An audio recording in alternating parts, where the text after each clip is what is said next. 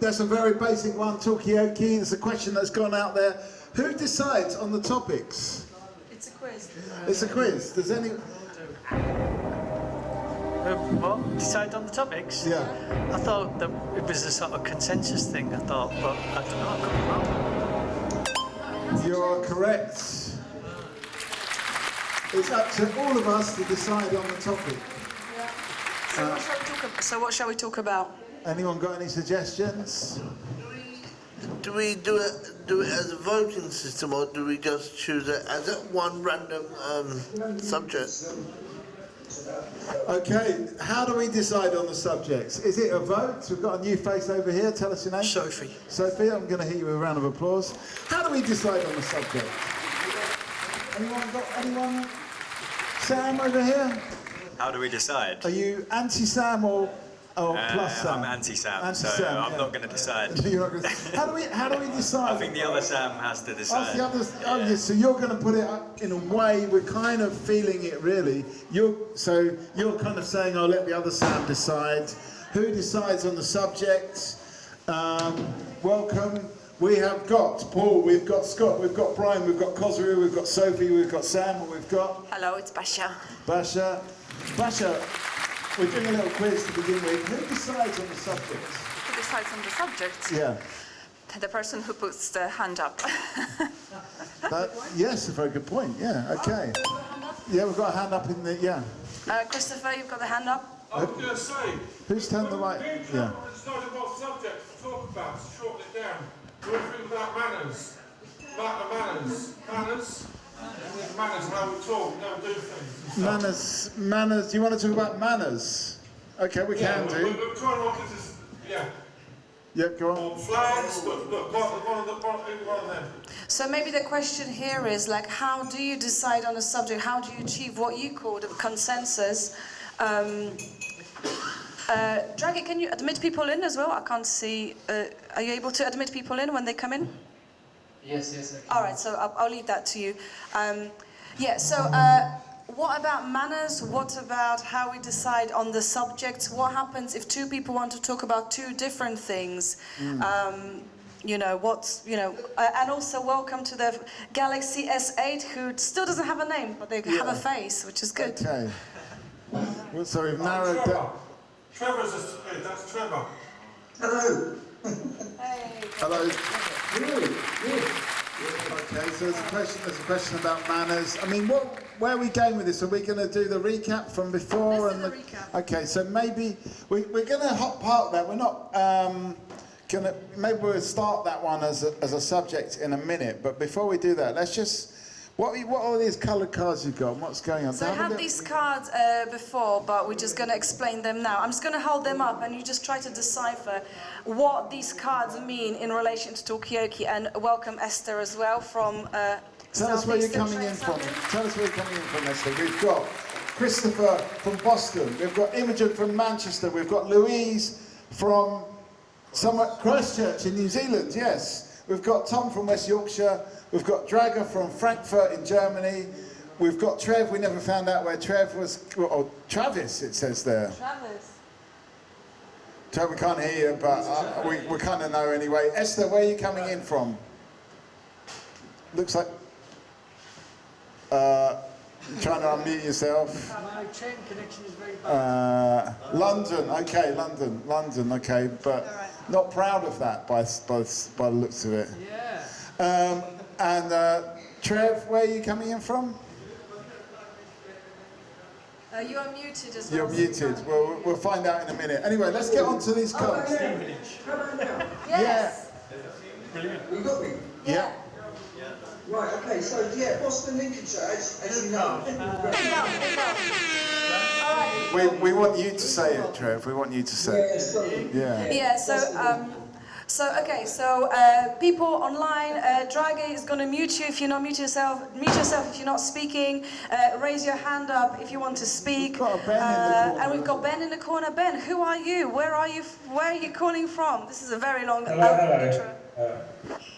I'm not very far from you. Okay, I think I know this. Sorry for not having a camera, but I'm not in the best position to do it at the moment. Well, just give us the location for now. East London, East London. East London, okay, another one from East London. Right. So anyway, we've got these signs. Maybe just hold it to the camera so people. Yeah. Okay, so people, what does that mean in relation to Talkaoke? I'm showing it to the camera first.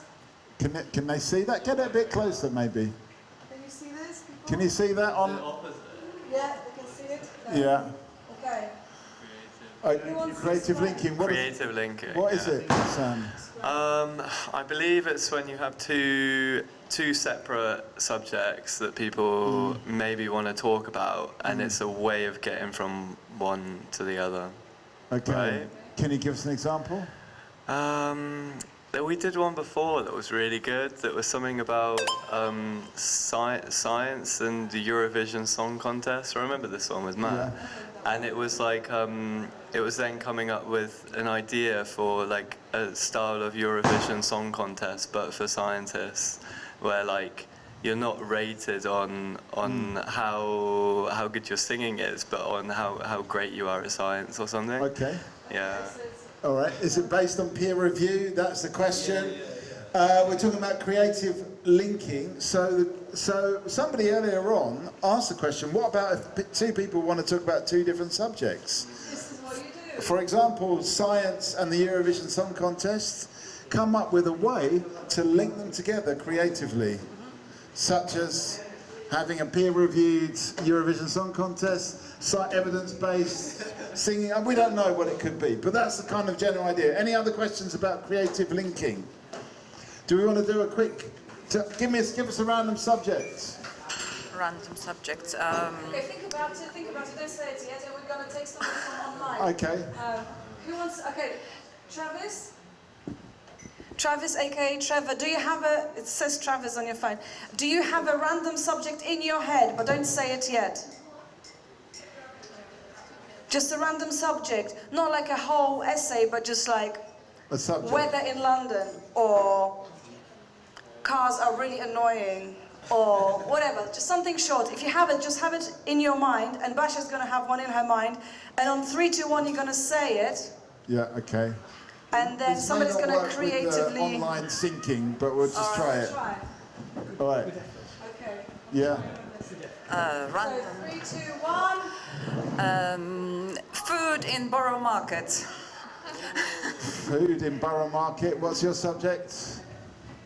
Not enough love in the world. Not enough love in the world. Okay. How will we creatively link them? Okay, so you've got one person wants to talk about not enough love in the world, another person wants to talk about food in Borough Market. How do you link them together? Fruit. Fruit. Juicy. Juicy. Okay, something about juices. Okay, what's that? Chocolate strawberries. Okay, yeah. They sell a lot of those down there. Okay, all right, there we go. And now imagine that you're a host in the middle, so doing a one-sentence linking is good, but can you turn it into something that's actually part of a conversation? Oh, you've asked me now to do something else. Yeah. What, to link something between juices and that? Yeah. Okay. So, not enough love. What would the question be? Look, well, not enough love and talking about strawberries. I mean, how much do you love strawberries? That's an aspect of love, isn't it? I mean, Yeah. and chocolate. I mean, chocolate simulates love for people's brains. Turn it into a question. All right then. Got Imogen as well? Yeah. Okay. Okay, Imogen, come and give us an idea. Lost your time? Do you think that the market is a good place to find love?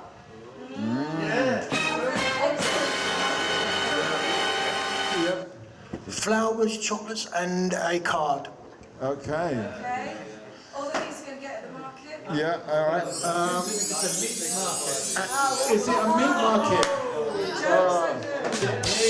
All right, we've got a couple new faces around the table. Let's just get some introductions. So we've got Margot, we've got Paul, we've got Scott, we've got Brian, we've got Cosry, we've got Sam, we've got Sophie, we've got Auntie Sam, we've got Basha, we have got Alice. Alice. I'm going to hit with a round of applause, and Ian, yes. And then online we have got Drago from Frankfurt, we have got Imogen from Manchester, we've got Louise from Christchurch, we've got Tom from the Independent Democratic Republic of West Yorkshire, we have got Trev from Boston. We have got Esther on the train somewhere in London. And we've got Christopher also from Boston. We've got Ben from East London. And let's get some more cards. What's the next card? So, okay, so that was one. Okay, because we're going to have to hold that thought, because we're whizzing through these cards. This is in a way of recap. Okay, the next card is... Can you read that? Okay. What does it mean? Yeah, what does it mean? When it comes to Talkaoke? Yeah, what does it mean?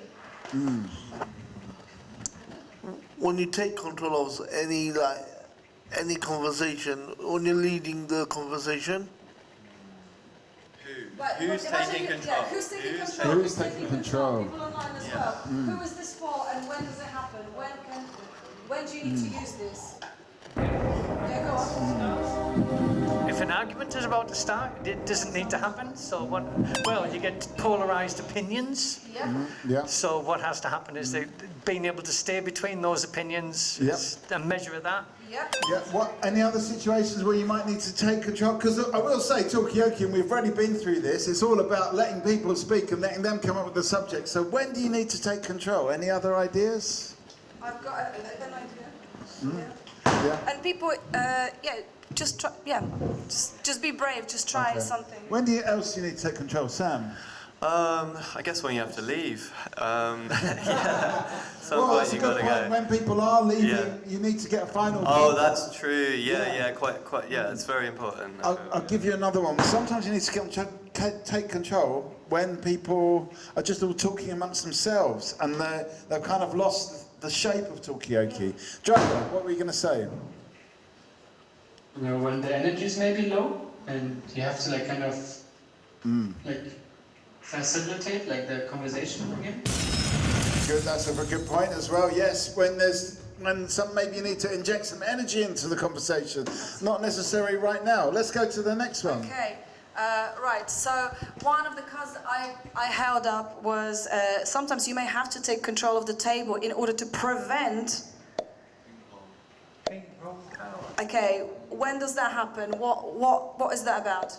Someone who hasn't said. What is the ping pong? What happens? Yeah. I would say ping pong is when there's two people that are having a conversation and they keep asking each other questions back and forth and answering, and it kind of excludes other people. Exactly. So what do you do when there's a ping pong? Try to include more people. Try to bring in a different perspective, maybe a different angle, things like that. Music to my ears. Okay, that's absolutely right. You're actually bang on with that one. What's the next one? I can't read that. What does it say? Ask a better question. Ask a better question. Okay. What does this mean? Ask a better question. This is kind of linking to me. Don't worry, Alice. We're not going to ask you because you've only just arrived. So, ask a better question. When might you need to ask a better question, and what would a better question be? Is that a good enough question right now? Maybe when the conversation is too long, to kind of stop it and go to a different subject. Yes, we've actually got another card for that. The alerts card. Yeah, we've got another card for that. This one, we've got this one for that. Yes. Mono. What does it say? And I have a question about this one. Okay, so what happens when someone's going on too long? Okay, yeah, exactly. I mean, Christopher, at the beginning, you mentioned manners, and you, Paul, mentioned something about it's about people creating consensus. For example, about what we want to go and talk about next. But how do you? What was the card? How do you kind of? What happens if we have a monologue? What happens? All the things that happen when we have a monologue. Just shoot. Okay, what happens when you have a monologue? What's going on? Imogen, go on. People can zone out. Yeah, people switch off. Louise says on the. Yeah, on the chat. On the chat. People switch off. Sorry, okay. I just switched off for a second. Yeah, go on. Yeah. I think what happens as well is that the person may not feel that they're being heard. So what may need to happen is that they may need to actually be confirmed and sort of say, yeah, we hear you, not in a patronising way or in any particular way, but just a way that confirms that everyone's listened to them and then move along. Okay, so that's a really interesting point. That's a very, very good point there from Yeah. Paul. Let's give Paul a round of applause. Yeah, let's give him some affirmation. Because one of the things that I'm not happens a lot, patronising. not just in Talkaoke, but in life, is that people just go on and on and on. And that's a very important insight. Maybe it's because they're not getting the response they're looking for. And also, I want to go back. So we've got from the perspective of the host, what happens when somebody's doing a monologue, from the perspective of somebody doing a monologue, whether they know they're doing it or not, that's another thing. And then from the position of other listeners, you know, they may switch off as well. But I think responsibility of the host in the middle is to take care of all of these aspects all at once, because it's not just focusing on one particular subject or one particular person that's speaking. The conversation, the consensus building starts from the beginning of the Talkaoke until the end. And you touched on something which is the rhythm of the conversation as well, Basha. Sometimes it's fast, sometimes it's slow, sometimes we really listen in, and sometimes it's really pacey, sometimes it's very serious, and sometimes it's funny. So all of these aspects, all of these ingredients are in the air all the time. Good flow. Okay, Sam, you had a hand up, and I'm gonna get the next card. Yeah, I was gonna say, like, one problem with like a very long monologue is that like a lot of people during that monologue will have things where like, oh, it like sparks them, and then if they go on for too long, then it's kind of missed it. You know what I mean? It is like what you're saying about the flow of like sometimes it's fast, sometimes it's slow. You know? Yeah, I mean, generally you want people to ask one or make one point at a time, because otherwise you just got too many points to juggle. Drago. Yeah, I think with monologue, especially for the person who's doing it, like when you do it, it's like you're isolating yourself from the rest of the other person. And secondly, I think it's just out of the place, because it's not the place where you're supposed to talk alone, but it's like about the dialogue, no? Excellent points. Excellent points. Yeah. Just a little micro point on this point, points on top of points. But I think, you know, this kind of monologue as a style, I think we hear it a lot, for example, on the media, in the news, on podcasts. It's not uncommon for two people to be interviewing each other, or one interviewing the other, and the other is almost expected to kind of set out the stall at length. And here, even though there is a place for that in Talkaoke, it's more about the togetherness, the collective, moving through the subject. Scott, you had a hand up. I was just going to say, I think voice notes on WhatsApp have become like where lots of people are communicating through monologue and micro podcasts by yourself. So that could be something that people have got used to. Okay, have you got used to voice notes? I do use voice notes, yeah. With my brothers. Yeah. Okay, we can read whatever we want to into that. We've got a new face over here. Evie, where are you dialing in from? Hello, I'm dialing in from East London.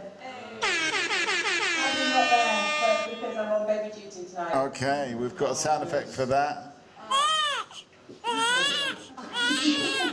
Anyway, okay, so we've got some of these. We've got some of these cards. I'm just gonna let's just spread them out, and we can, you know, just like in the Talkaoke style, we could just ask people just to decide. Everyone can maybe just pick one.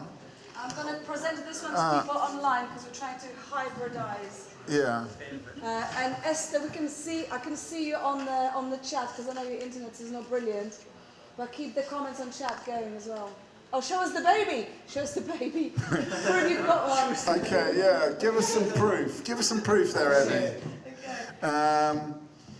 I will say that I'm just going. Where is there was one here? There's a no facts card, because Talkaoke is not necessarily about a battle of facts. So, you know, when someone like Evie says, "I've got a baby," we just have to take it. We just have to accept that. But the no facts rule is more for somebody in the middle of the table. You do not want to give, like, if Evie says, "I've got a baby," and I know that she hasn't got a baby, or last time I saw her she didn't have a baby, it's not down to me to correct her. It's actually, I just have to go with that idea that Evie's got a baby. Although she didn't have one last time I saw her, but I'm not going to even mention that. Anyway, what's that? I was just saying, it's like Schrodinger's baby. We don't know, unless we actually see the baby, do we know it exists? Okay, do we know? All right, well, these are all questions for Talkaoke. Okay, people online, you had this one. Any thoughts, views, any examples from previous Talkaokes? Building the bridge from the other side. What does the other side. What does this cryptic?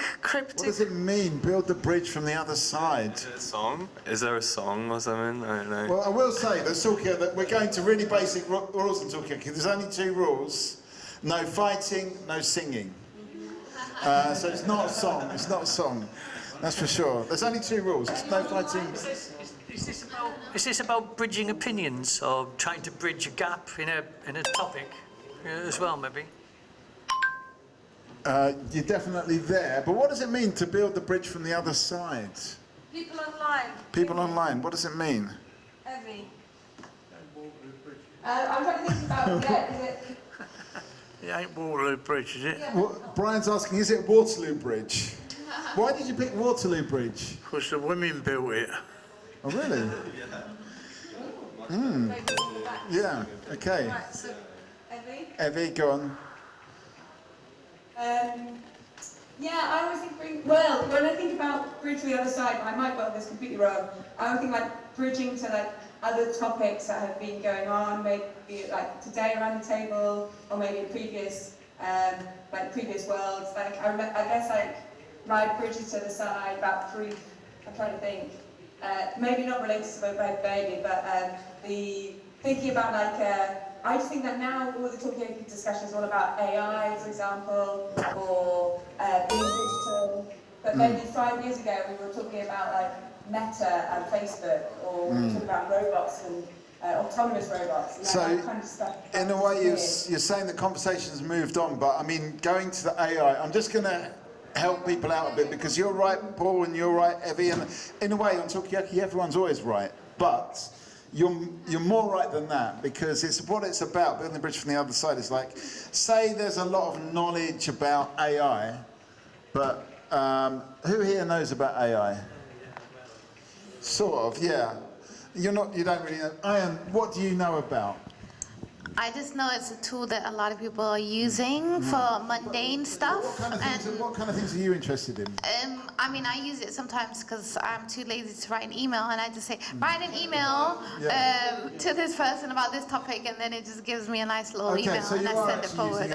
But what we would do, just to give you an example, we would start talking about Ian writing an email so that it makes sense to Ian. We wouldn't start talking about the back propagation of neural networks, because then no one will know what I'm talking about. So we're building this information from the participant side, not from the So side kind of knowledge. bringing it down from like a maybe we might get high level to like just people level and from like relational from experiential level, from your side, from the participant side. Yeah, thank you. So maybe the way to think about building a bridge from the other side is like you can use that technique when you have a clash of levels of knowledge, or like there are different levels of knowledge. Someone's, for example, an extreme end, they are an expert on AI in a particular thing, and somebody's really not. So you're not trying to get the AI expert to explain everything to the person who's just so stupid they don't understand that thing. You actually ask the person who doesn't have that knowledge, that specialist knowledge, and you try to make that relevant to their expert. And I guess by doing that, you're kind of changing the dynamic, you're changing the hierarchy. It's no longer, well, I've got a PhD in this, so, So I don't actually have a PhD. That's a very important one. Maybe it's quite hard to explain. And we've got a new face over here. Tell us your name. My name's Charles. Charles, and hit you with a round of applause. Have we done enough cards? Should we do some more cards? One more card. So who wants to pick one? Yeah? Bridge from the other side, that means if someone's on that side, and they can't get across, they've got to get across the gap somewhere, haven't they? Yeah, exactly. They have got to get across. and how they're going to do that. I'm just going to pick this one because this, to me, is the most... Oh, Christopher says it. Oh, there's some points here. Christopher, what were you going to... Do either hole first. Do either. Okay. All right, okay. So this one, can we just put it a bit closer to the camera? There's a question, have we had a Talkaoke on death yet? I think Talkaoke's died many, many times. That's building the bridge from the other side, you see. Anyway, look around. What does this mean? Look around. Yeah, someone who hasn't said... Okay. Yeah, go on. Who hasn't said Who hasn't said anything? Who hasn't said anything yet? Well, look around. What does this mean, Sam? Just take in your surroundings, see like the different types of people around the room, different perspectives. Yeah, like hear everyone out. Okay. That's true. That kind of came up in relation to the monologue card. Yeah. Because we're studying the monologue card. Okay, monologue. Yeah, just to check if people are listening, if they're following, are they nodding off as a response to maybe something that's happening? But yeah, definitely. I mean, I'm looking around and I'm seeing the baby. It's the AI generated baby. Yeah, is it? AI baby. Hello. And what's this participant's name, Evie? This is Sylvia. Yeah.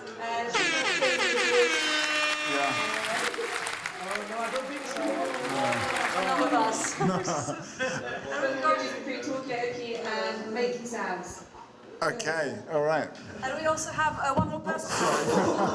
That's also something else that you never should do, is hit people with a microphone. But luckily that sponge is very good. Yeah. But we also have one more person on the chat, that's Tanika. Okay. So Tanika, your screen is hiding behind other screens. So. Yeah, you were behind the participants list, so we didn't see you sneaking in there. Do you want to say hello and where you're coming from? And if you can, turn your camera on, that would be good. But if you can't, don't worry. Yes, evening. Yeah, I was just going to, I put a message in the chat. I'm so sorry that I'm on camera this time round. It's just, yeah, I'm sort of moving around. I'm coming back from work. But I'm in London. Can you be more specific? We've got most of the people are East London, I've got to say. We've got... South London. Big up. What was it? South London. South London. Anyone else from South London here? Yes, hello. From Yeah. South East. Okay, so we've got some South London people here as well. All right, let's move on to the next card. Okay, so this quick one. We've done that one already. Oh, in the first we've done that one? Yeah. Slow down. Slow down. Slow down. When might that be useful? When might you want to slow down? And maybe, in Esther's case, it's when the train comes to the station. But when might you want to slow down? People around the table, when might you want to... Zebra crossing? Yep, zebra crossing. Okay. All right, why are you slowing down at zebra crossing? Thank you, it's right. Exactly. For safety purposes, you want to slow down sometimes for safety purposes. Imogen had a hand up. Imogen, when might you want to slow down?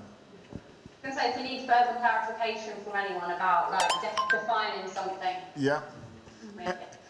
Yes. Any other times when might you want to slow down? Yes. Maybe where there's too much jargon being thrown around as well. I was kind of similar to your point.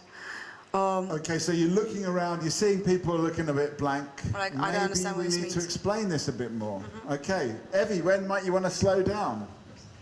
Maybe to give people who haven't spoken around the table like a little bit more time. Like it can be easy to be scared of the silences and like, oh God, I'm just going to go to that person if they've got a point. But actually, if you just look around and maybe take your time, do a classic, where are we going to go through this, guys, kind of thing. So you might actually give yourself some time to then let someone who's shy actually, Have you done, put themselves forward. Evie, have you done this before? Who knows? Okay, And Christopher, I know you had your hand up like a million years ago. Do you have anything that you want to throw in on the subject of slowing down or any of this?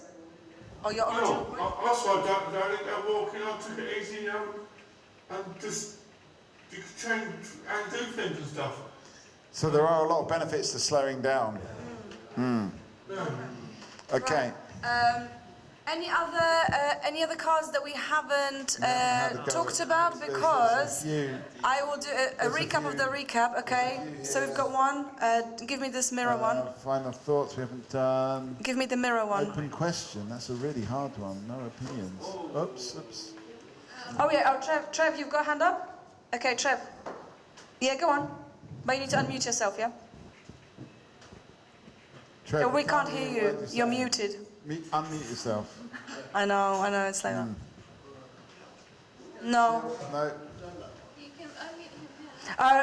Dragon, maybe you can unmute him manually on your side. Oh, here we go. Yeah, we can hear you. Nice one. Okay, so you just asked the question, how about opening question? Well, I'd like to start with the opening question if I could. Yeah, I mean, what? Explain what an open question means, or what do you mean? No, I mean, can I start by starting with the opening question? That's what I mean. You can. We will be doing like little sprints of Talkaoke actual conversation. This is just recapping some of the aspects of the training, and then we're going to be doing. This is a recap for people who join later on, and we've got one other person in the waiting room. Maybe I'll explain when Abik joins. But yes, you definitely can throw a question, and you can start the next round, Trev, if you want to. You can throw a question in, but we'll get a new person in the middle before you do that. Okay? So 1 sec. Okay. Abik, welcome. Hello, sorry, I'm a bit late. That's all right, don't worry. We're just in the mid-flow, we're just going over some aspects of the training, how to do good Talkaoke from a perspective of the host, of the participants, what are the do's and don'ts. Some of the things we haven't covered are open questions, final thoughts, which we'll do at the end, and turn the mirror. Anybody wants to just explain what's turn the mirror, when that would be useful? Do you remember that from past Talkaokes? Anyone know what might that mean? I'm slightly worried we're hitting people with too many concepts, I've got to say. So I think we should make this the last one, and then but what do you mean when you say turn the mirror? Turn the mirror, yeah? Is it turning the turning the question while you're talking about the subject? Yeah, turning the question onto who? Onto a different topic. Yeah, go on, Paul. So, reflective answers and reflective questions. So you're asking a question back at the person in response to what they're putting forward. So, for example, somebody might say, who here has used AI in the last... I'll keep going on about AI. I'm going to talk about something else. Who here has had road rage in the last couple of days? And I might turn the mirror and say, have you had road rage in the last couple of days? Because it sounds like you probably have. Evie, you were going to say something. Evie and then Trev. Yeah. I was just going to say, what do you mean by an open question? Or what do you mean by reflective question? You're getting too meta for us. Trev. Wait, you need to be unmuted. Someone unmute Trev. It keeps muting itself for no reason, doesn't it? But yeah, what I was going to say to you guys was, I've had road rage before, but just lately I've had path rage. In case you want to know what that is, it's where I've been nearly run into by cyclists. Okay, pedestrian rage. Yeah. All right. Yeah. But if somebody, so that's turn the mirror. Got a new face. Tell us your name. Hello, Shahid. That's give it a round of applause. Right. Okay. So I think we've done enough concepts. I think it's time, because we've been going for 3/4 of an hour now, and we don't want to overload people with too many ideas. I think we probably already have done that.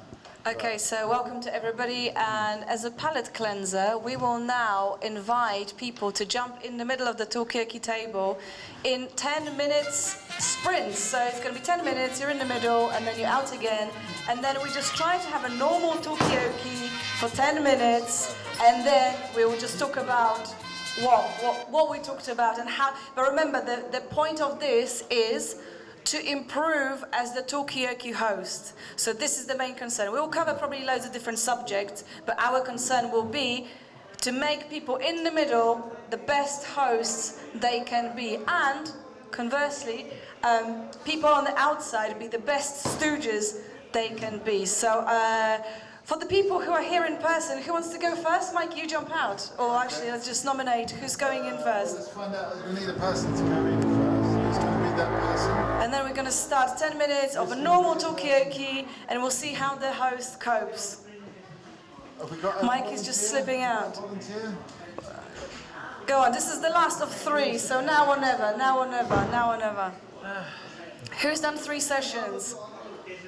Who's done 2 sessions? I can see, you know what, I can see, this is part of the looking around thing. I can see I feel like Basha wants to do it a little bit, but maybe But she's scared. a little bit scared. But that's okay. Paul wants to have a go. I can see that. But I feel like, Paul, for some reason you're a bit reluctant because you feel like that you don't have the mandate to do it, but you do have the mandate. Okay. You're a person. You've got a mandate or a woman date. So I think we'll put Paul in, then we're going to put Basha in. Okay. Only if you want to go in. Yeah. And then, but when you do go in the middle, remember all the things we've said. So just remember and everyone's forget name them to begin with, and then ask everyone what they want to talk about, and take your time, slow down, and then maybe you can even have a go at trying to link what different people want to talk about. All right, people, so I'm going to set the alarm for 10 minutes. Paul is going in the middle. So everybody's going to start in the same way, by clunkily getting into the middle, then asking people's names, which helps with grounding yourself in the talkaoke table. And then, simple question, what do you guys want to talk about? Or what do you want to talk about? None of that. Let's ask everybody what's the favorite color. I hate that. Although that's the question I always ask. Yes. Testing. Can everybody hear Paul? Online, people online, can you hear Paul? Okay. Great. Okay, Paul, have you understood the instruction? Pop it in your breast pockets, because it will fall out probably. Okay. That's just what it does. I think I understood. Okay, Yeah. well give it a Mike, go. you sit here if you want. Okay, go on. I can't make This my is own your noises, tea. but that wouldn't work. Okay, I'm setting the alarm for 10 minutes, and remember, this is your power, so don't let people... Oh, no pressure. Okay, people. So, Talkaoke chat or Talkaoke talk. What do you want to do? I mean, where do you think we've got a conversation to start? But I thought we'd done that. I thought we. Oh right, we've got names in the room. I will say as well, because this happened before. We've now got this stick, which is a 360 camera. So don't ever take the mic past the stick. This is crossing the Rubicon. So if you want to pass it from me to Ian, go all the way around. Oh. Never cross the path. Okay. This is eating into 10 minutes. Okay, all right, over to you. Okay. So names in the room, right? Yeah. Okay, let's have the names in the room, please. Okay, my name is Shahid. Shahid, do I know more than that? Wait, let's move on, yeah? Brian. Khosrow. Hey, I'm Sam. Hi, you're Sam. Charles. Hello, Charles. Sophie. Hello, Sophie. I'm Sam, or Anti-Sam. You're the other Sam. Basha. Basha. Alice and Ayan. Ayan. Don't worry about the people online, just say you've got people online. Yeah, we know you're there, people online. And we're coming back this way. Okay. So, conversation topics. I mean, has anyone come tonight with a thought in their head that they'd like to talk about something? I have an idea. Oh, Trevor does. Yeah. This gentleman. Oh, well, I'm here in person. Shahid. Thank you. My idea is a small idea. I've just thought of it now. Why is it that great inventions come along, but we don't always talk about it? Things come along, and it just seems to invisibly sort of become part of society, part of the world around us. So, for example, if anybody can think of an example, I can think of one example. For example, the wheels on suitcases. We didn't used to have them, but now we all have them. But nobody's ever talked about the point at which it suddenly began. You know, it just sort of comes along. Okay, the wheels on the suitcases, yeah. Yeah, I totally agree with that, because like it was always just 2 wheels and it was always quite annoying, and now that it's 4 wheels, there's so much more maneuverability. It actually makes such a difference. Yeah. Okay, Paul. Okay. That's one subject, but maybe one topic. Okay, people online, have you got a topic to bring? Trevor has. Go, Trevor. Okay, can you hear me? Absolutely. Right. One Fantastic. topic. One topic. Okay, well, the topic I've mentioned already is there isn't enough love in the world. That's the one I want to talk about. Okay. Okay. So, love. Yeah. And Devi, you got something to put in there? Well, I had a comment on the first one, but maybe they kind of link, because I was going to say, I think often we don't recognise the things, we as humans we're biased to recognise negative things more than positive things. So everyone say, why do we notice people saying, why do we notice the wheels in the suitcase are actually really great? And then Trevor was saying we don't have enough love in the world. Maybe there's like a thing that we're not noticing enough of the good things in the world because we are preoccupied with all, rightly, with all the awful things that are going on. Nice one. I like Esther, what she has to say. I think there's stealthy whales which you probably don't notice. And again, some love can come along and then take you by... into the mic. I've got a mic here. Yeah, no, you have to use that one. Do I have to use this one? Well, let's turn you up a little. Oh, I have to... I didn't know what I was doing, frankly. Yeah, you did fine. All right. Get me there. Right, so... That's all right, I can hear you now. Ah, thanks. Good to know. What? Right. So 6 minutes left. Anyone left? Anyone wants to offer? Charles offer? No? Oh, Mikey, sorry, Mike. Has love stealthily wheeled itself in, like a four-wheeled suitcase, and it's sitting in the corner unnoticed? And help Right. more other people online as well. Yeah, okay. So... I had one make point. I thought I saw your hand.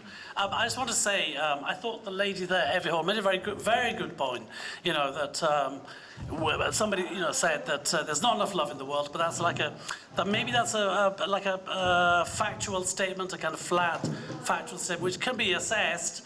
But often, people around us, maybe not to their face, but we feel them. We sort of acknowledge their good sides that we don't always say to their face. So there is sometimes love in a way that we don't always say, perhaps. Wow, okay. So we've got someone over here. Oh, we've got Trevor wanting to add to that as well. Can we just let Trevor talk? Trevor, what have you got to add to that? right, so yeah, I want to elaborate on my point, which was there isn't enough love in the world. Basically, I noticed you haven't got Martin there, who's the one who actually mentioned it from the last Talkaoke, so that's why I want to talk about it. I think there's a strong connection between how we are brought up in a loving family to how we are when we are adults. Personally, I don't feel kids are getting enough love, if any, from their parents. And for too many probably too many of them have been brought up in one-parent families who don't guide them on the right path. And in today's society, I see too many people with no compassion, no empathy towards their fellow human beings. You see it every day, on the street, on Thank you, Trevor. Thank you. Yeah, Yeah, well, yeah. Oh, you haven't finished? I thought you'd made a point about not enough love. I thought you were just elaborating. Yeah, the family. Okay. Okay. So, would you say that's about familial love in general? Would anyone agree with that? Because I know about different types of love. What I was going to say is there true love, though, out of all this? But the question I'm trying to make here, when you mentioned about love, is it true love or it's just showing just love there? So what sort of love is it? Is it truly, is it passionately coming out from your heart, or is it just coming out of sake of coming out of it? Okay. Well, it's love for your fellow human beings, right? It can be anyone. It's more prominent with kids today who have no respect for their elders, right? It seems to me that parents these days, they're diving in with their eyes closed, having these kids, not teaching them the values of morality, not showing them the love they need, sending them to school and just saying, there you go, you teach them what's right and what's right. Okay. But I'm not saying kids are like this. No, Trevor, I think it's all valid. I think what you're making is a valid point. I would venture though that someone would have a different take on different types of love. round here. Basha, you've got something to add. Well, I think that we have actually lots of love in our life. The podcast I'm listening to, for instance, billionaires who are super rich people, and actually they get to the point that you want to buy a car, you want to have this amazing thing, but the most important thing in your life is your child. And the more I listen and the longer they develop, actually this is what I hear more than anything else. So I believe that we all have it, even if we don't see it at some point, we always have it. Yeah, Sophie had something to add to this as well. Going on about the wheels on suitcases, what happens when they break? That's about repairing, isn't it? Can look be repaired? Yeah, I feel like there are obviously a lot of problems in the world, and there are lots of issues with the way we raise our kids. But then I feel like it's really great to have multiple people around this table that probably have children as well, to give a really good sense of how they're going to change the future by the way that they're raising their kids, and maybe incorporating love more into the way that they raise them. That's a great point. If you light one candle in a darkened room, it gets noticed. Right, there you go. It's part of respect as well, so that's part of love. So is there enough respect out there? Yeah. You've got last minute left, and last minute. Okay. I just want to make the point. I thought that perhaps the gentleman there, Trevor, was perhaps a little bit biased, to use that word. Perhaps even is perhaps what he's saying is coming from him. There's, I think, across the whole of the world, there's a lot of different kinds of love, and it is spread out. There may be, sometimes lack of it, and children growing up in single-parent families, or maybe technology that makes them just look at the screen all the time, and they lack. But there you go. Yeah, but that's fair enough said. Just a lacking somewhere. Sometimes. I mean, to me, I think it's about time. We're just as we're running out of time here. It's not so much that parents are just one parent, but it's about the amount of time parents get to spend with their kids, which can be minimal these days when they're working too hard, etc., etc. But I think it's a very good point. Are we giving people enough attention? Might be another way to put it. Also, you've got a new face at the table. Got a new face. Hello there. Hello, hello. What's your name, please? My name's Louise, and the gentleman over there mentioned something about respect, and I was just wondering, can you have... It's the last point. Can you have love without respect? So that was my question. Respect. Can you have love without respect? Can you have love without respect? All right, and that's all we've got time for. Give yourselves a round of applause. Wow. Thank you very much, everyone. You've been great. All right, people, now we're going to take 5 minutes to kind of maybe Paul, stay in the middle. You were very, very good. Now we're going to take 2 minutes to kind of analyze what happened there. Were there any kind of things that we covered on the cards that came up in the course of this just normal conversation? Were there any difficulties? Could there have been something done better or worse or differently? Paul. How was it for you? It was nerve-wracking. First time in the round. First time ever. As you say, long time lurker, never first time actually participating. Yeah, I thought it was interesting how you would try and manage people not over talking and just bouncing a dialogue around and trying to engage one side of the table or the other, because I noticed this table got a little bit left behind, because I've got my back to you principally. I've got a wonky eye, so I can see around there normally, but not this time. So yeah, I think I sort of struggled with trying to get, what is it? Bumpy ride. Let's put it that way. It's a bumpy ride. I think you've done really, really well. I'm actually surprised that's your first time, because I thought you had aplomb. I thought you did very well. Look around. It's probably the most important thing to do and the hardest thing to do, because you're just engaging all the different people, and you need to do it all the time. Just look at people in the face, and that you're getting the gauge of how people are thinking, how they're feeling. Any other comments from other people? I just thought it's just a comment about the sort of physical side of it, and that's just that the microphone wasn't quite, the usage of the microphone was not quite there, but I think that you just get used to it. I don't put the microphone in people's faces much. Okay. Just Yeah. feedback side now. Anyone online? Did anyone? Trev? Is that you? Oh, yeah. Just feedback, yeah? Well, I did want to say more on the subject. But I was sort of- I think we're doing feedback on the conversation, right? Yeah. Hang on, yeah. I think it's feeding off of this looking around. The hardest thing that people don't really realise is like when you're looking around and you're thinking of who to bounce it to next, it's really hard to pay attention to what the person is saying. It really is multitasking, and I think until you get in the centre, you don't actually realise how difficult that is. Yeah. Did you say something? Yeah, it's the eye contact as well. So you have to make communication that's really with. hard with the monkey. You have to so you have to like concentrate on everyone, and that's very. I'll say you can drift off, or you can like carry on. Yeah. Depending how it takes. Yeah. Thank you. All right, I'm gonna grab the mic. I'm gonna be really ruthless. So sorry, everybody. We're doing a mix of just a normal Talkaoke, sharing opinions, and the training. So do bear with us. It's just a bit like this today. Paul, massive round of applause. Basha, let's have you in the middle. Just do it. And people online, sorry, it's a bit hectic in person, particularly with new hosts. So do bear with us. We do want to involve you, but it's a little bit harder. So thank you for your patience, basically, is the headline. We're just going to do a quick swooparoo. Put the brake on. Yeah, nice one, yeah, go on. God, it's pretty intense, isn't it? It's like 10 minutes, it's intense. Hold my beer. Nice. All right, now it's Basha.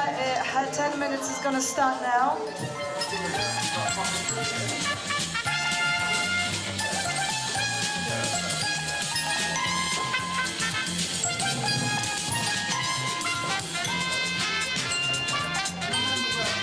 There's no rush.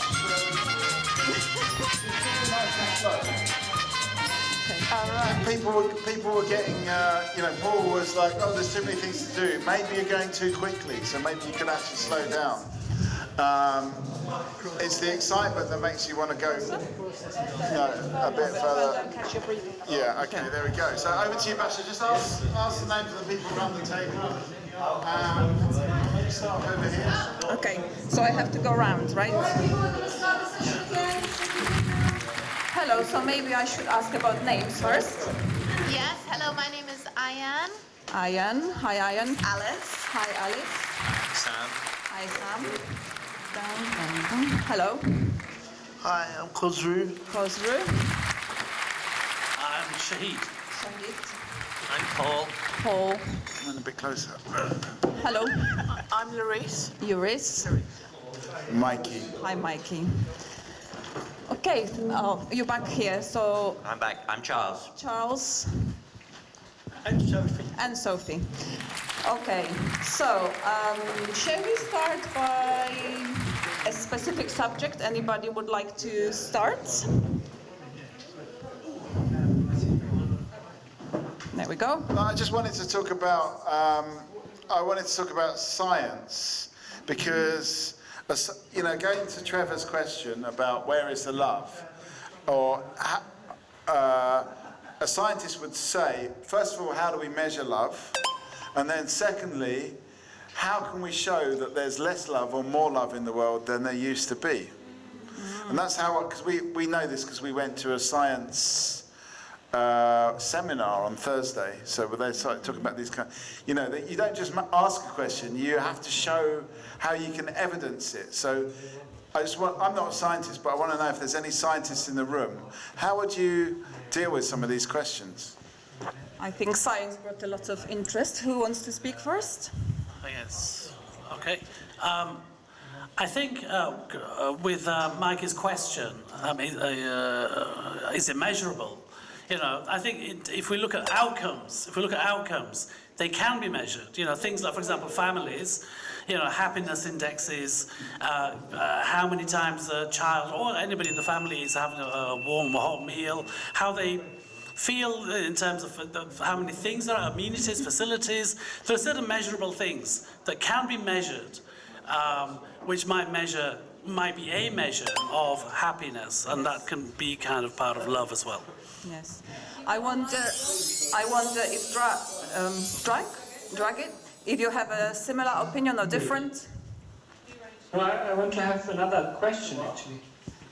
So nothing to do with science? Maybe. Maybe. Okay, go ahead. The question I would just add would be, can love be broken? I mean, wheels can be broken, they can be repaired. Can love be broken? And if yes, can it be repaired?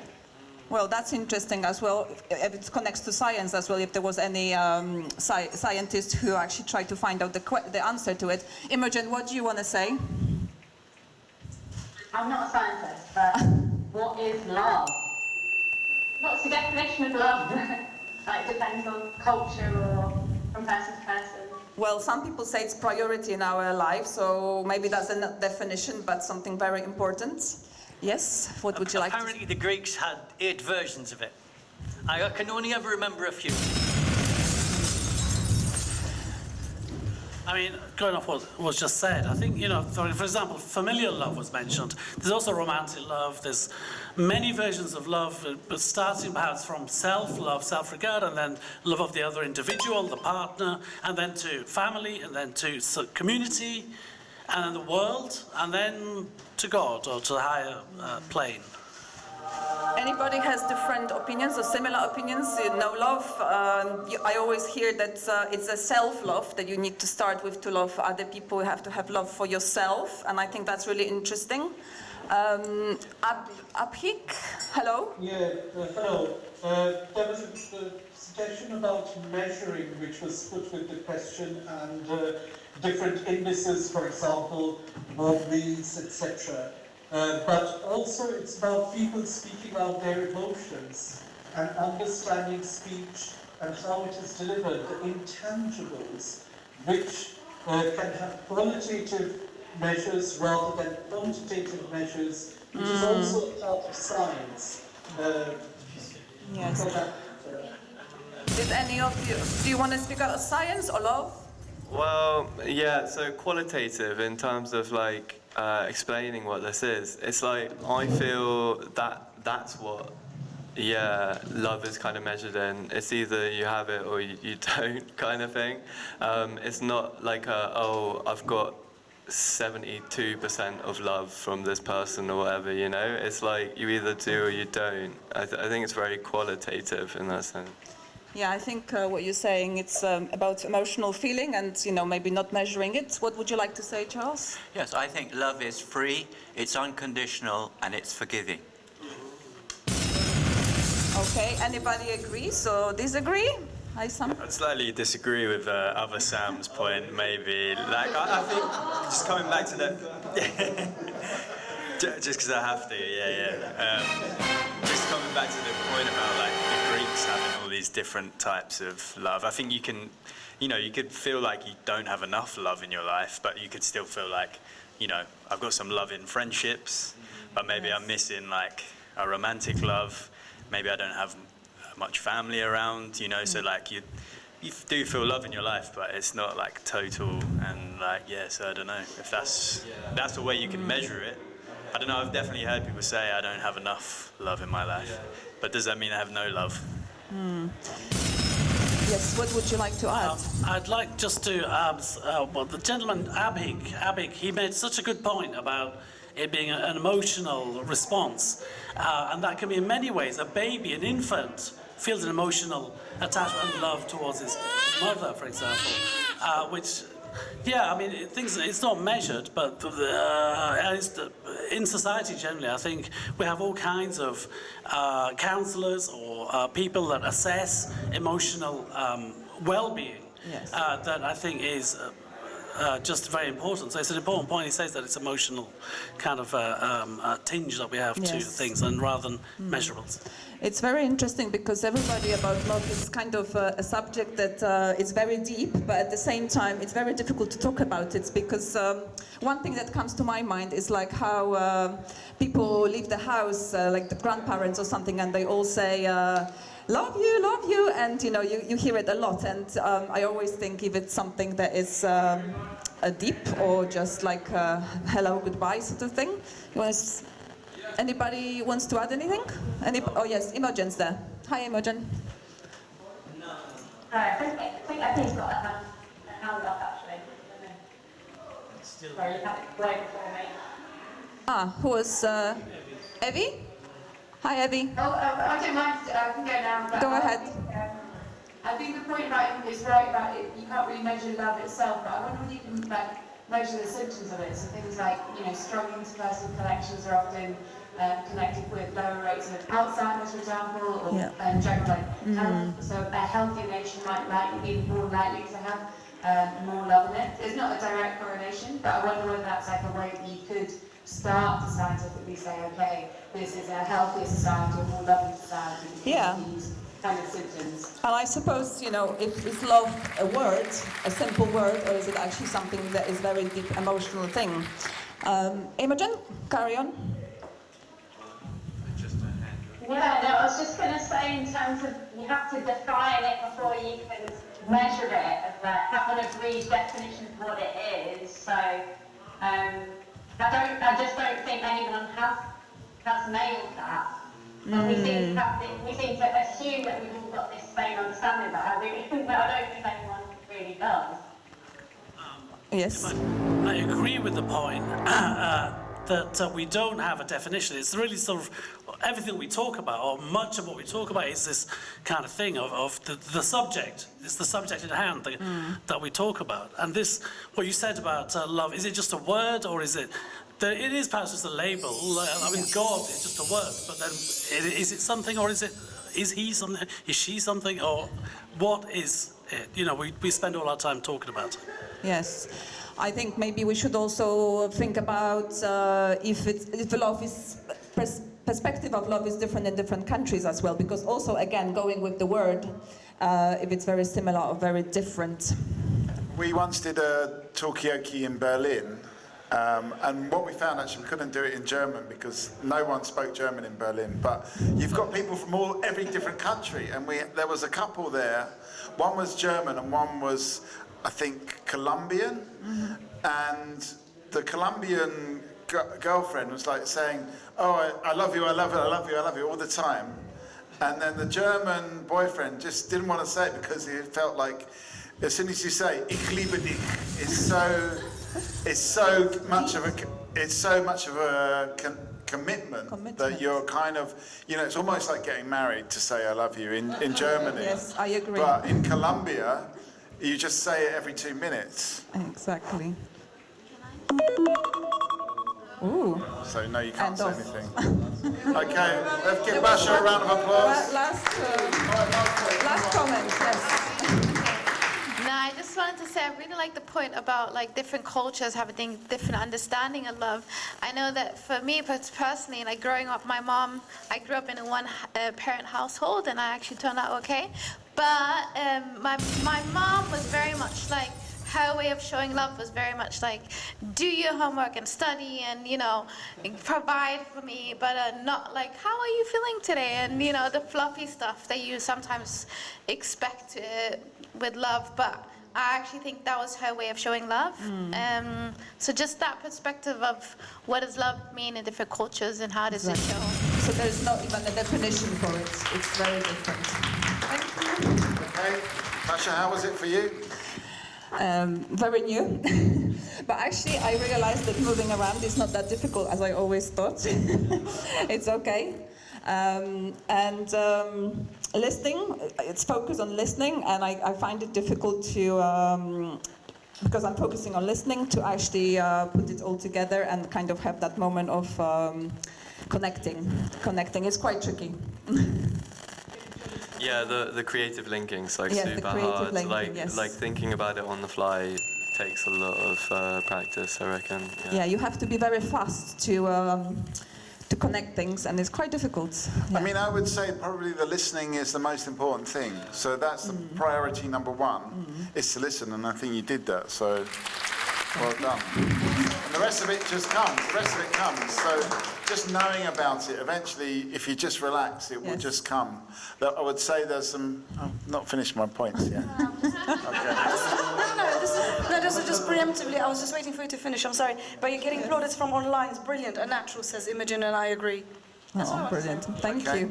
I will say, sometimes, like, for example, the question about grandparents say, I love you all the time.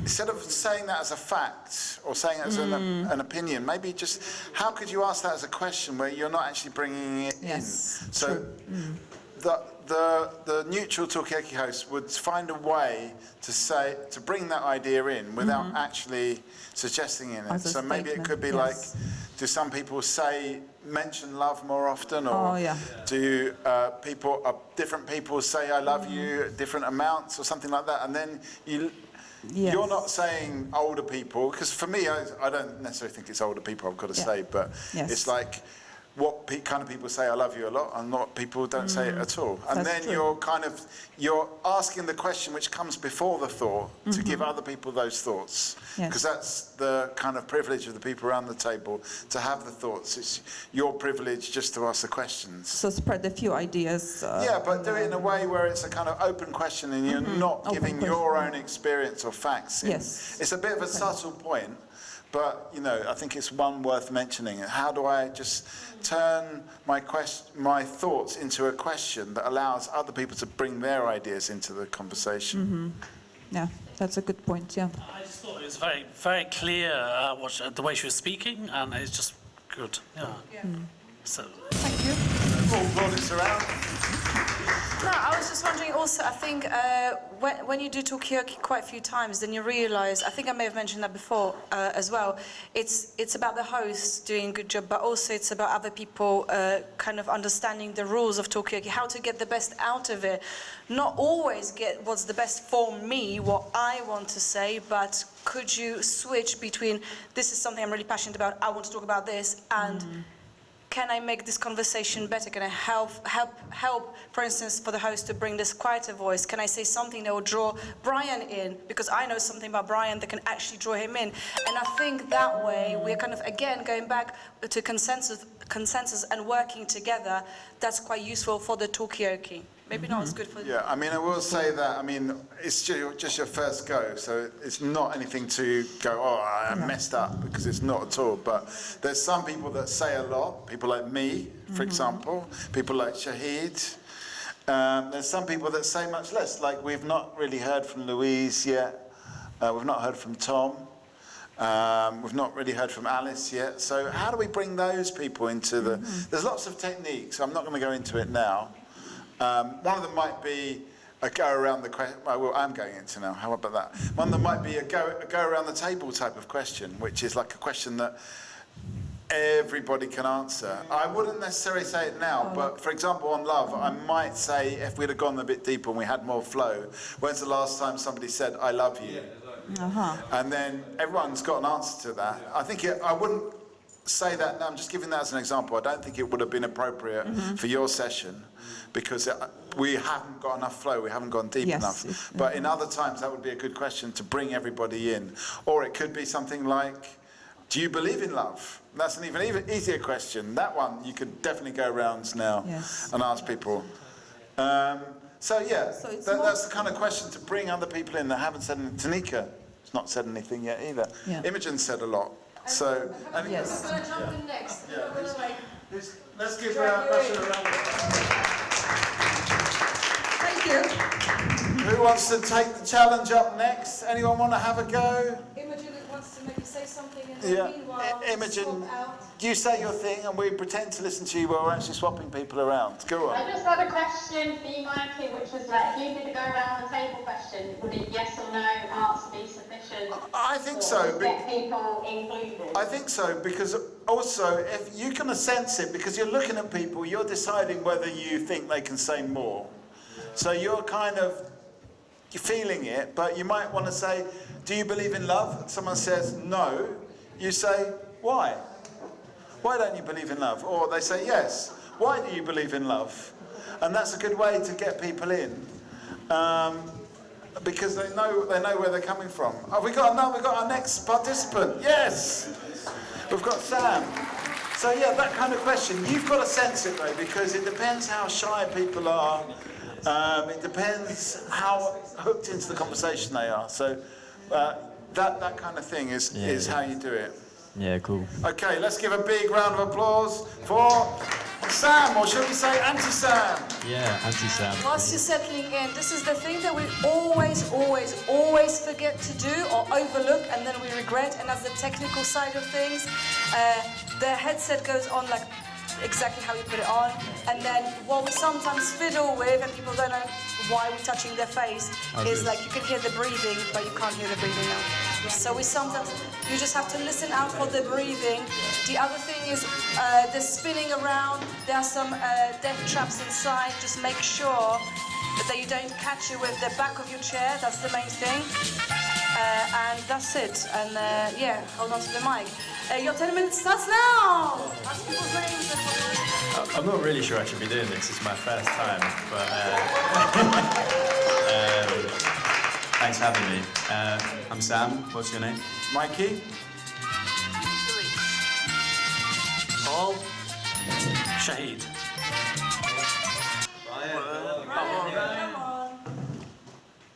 What are we going to try? What's your name? What's your name? Brian. All right. What's your name? Khosrow.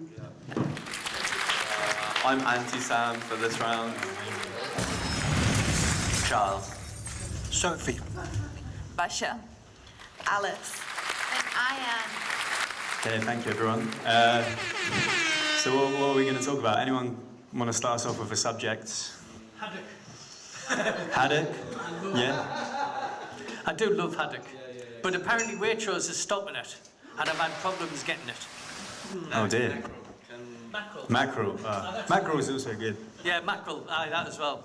All right. Anti-Sam, you want to come Okay. in? Can I say, in England, whenever anyone gets fish and chips, it's always cod and chips, right? Am I right with this, right? Yeah. If you go up to Scotland, I lived there for a while, they love their haddock and chips. And that's where my love for haddock really came from. Maybe because I could really link that cultural institution of fish and chips with that particular fish. Are they stopping it in Scotland as well? No, hopefully not. All right, okay. Sophie? Is it Sophie? I like beans with mine, with my fish and chips. Yeah? Beans. Beans. Interesting. I'm going to go to Shahid, is it? Yeah, Shahid. Yeah. I wonder whether they like cod here. Is it because it's nominally cheaper? Is it sometimes nominally cheaper to have cod rather than haddock? But my other point is mackerel. My favourite fish, and but in a curry, you know, like when you have a mackerel curry, it is like amazing. With curry leaves and tomatoes and yeah. Has anyone got sort of like an opposing point maybe that we could link to mackerel or haddock? Or I'm going to go to Margot, 1 sec. Thank you. Is there a beef between people in London and people in Scotland? Ooh. What kind of, like is it that food or just with anything? I think there definitely is historically, right? But anyone want to come in on that? Yeah, so what, are you saying maybe like they chose haddock just to be different from the English people because they were like, we don't want anything to do with them? Well, maybe. Anyone else got any thoughts on that? What about the wall? Adrian's Wall, that's in Scotland. Yeah. Is it in Scotland? I think Hadrian's Wall separates the northern regions. I think they used to call it Caledonia, did they? The Romans. Okay. And Hibernia. Hibernia, I think it's another name for it. And I want to make another point, but maybe yeah, another time. we'll come back to you. So yeah, the historic beef between Scotland and anyone online want to come in? I don't know. I feel like I can't really see. Imogen, maybe. I wasn't happy about. Sophie said she has beans with fish and chips. That's pretty controversial. I'm not a bean.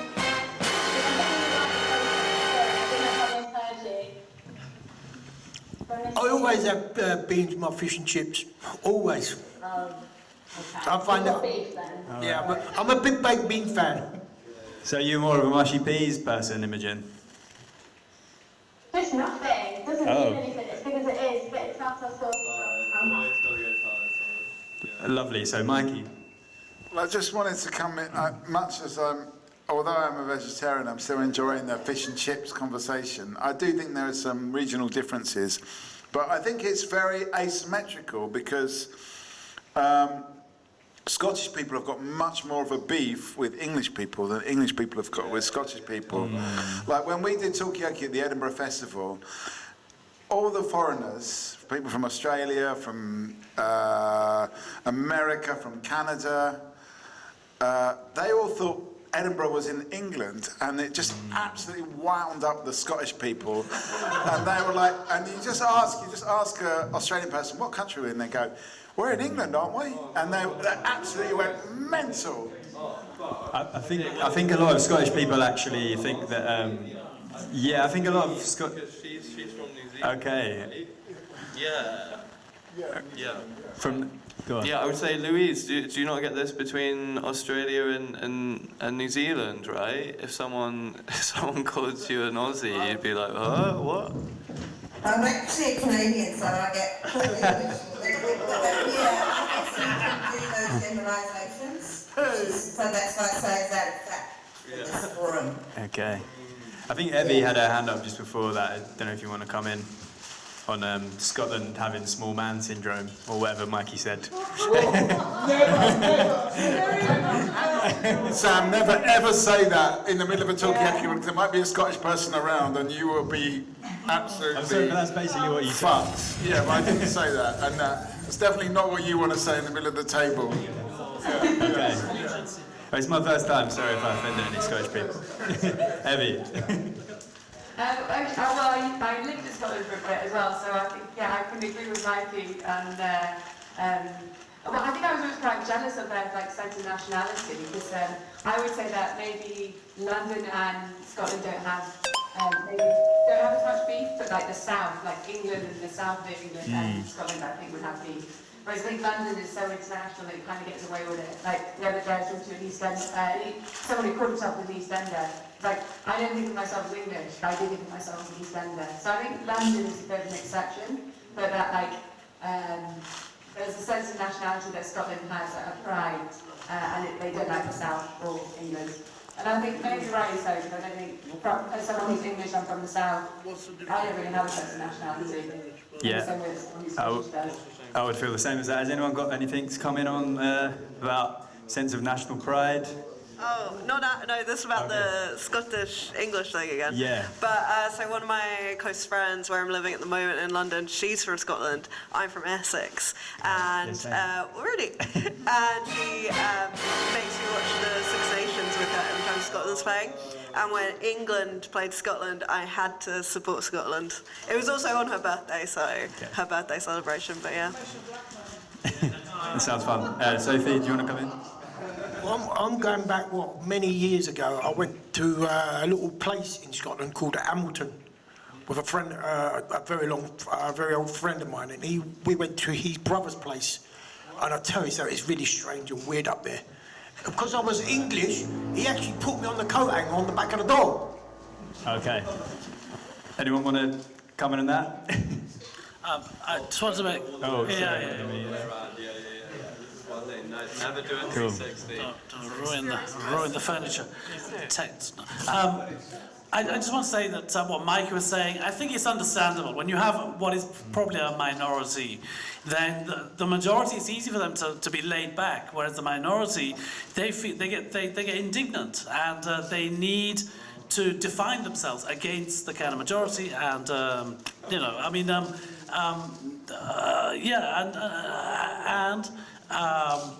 right. Sorry, I just wanted to bring Tom in. He hasn't spoken yet, so on the online.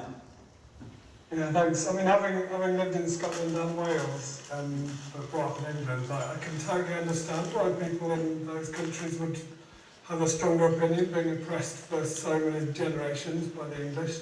And also somebody who lives in the north of England, like, you say this the same about the southeast and the north. Like, it depends where you live as to what perspective you have. So, wonder what that sounds like from London. Yeah, so historic oppression, yeah. Oh yeah, you talk about enclosures. You can talk about enclosures, and a lot of Scottish people are really quite bitter about the injustices heaped upon them by the English. You know, and the Irish can also say the same. And as a northern man myself, I sort of understand the attitude that goes on. You can talk about education, especially just as one good topic, which is really different in here. It's really good in Scotland, and it's not so great here. Yeah, like free university, stuff like that. And it was, and like coming to the northern point as well, the separation between the north of England even and the south of England, like Evie was saying. Does anyone want to come in on that? I'm doing a 360 again, sorry. Come around to, no, I was doing it right there. Sorry, there we go. So later on this month, I will get my confirmation as the British citizen. So, thank you very much. Yeah, I thought of you. So I'll have dual citizenship, Polish and British. But I always thought that if I were born in England, I'll be from up north. So I'm thinking about really embodying the northern accent from Yorkshire. So I may be coming into Yorkshire-based people for some accent coaching. So yeah. Amazing. Evie, did you want to come in?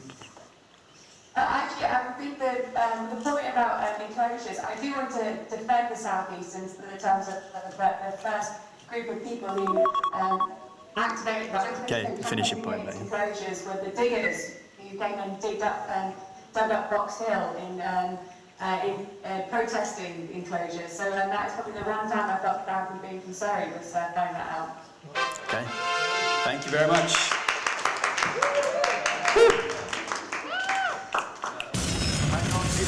How was it for you, Sam? It was intense, yeah. Did not expect to be doing that, but yeah. Quite hard to kind of take everyone in, to look around, and yeah. But yeah, it was good. I thought you had a good flow.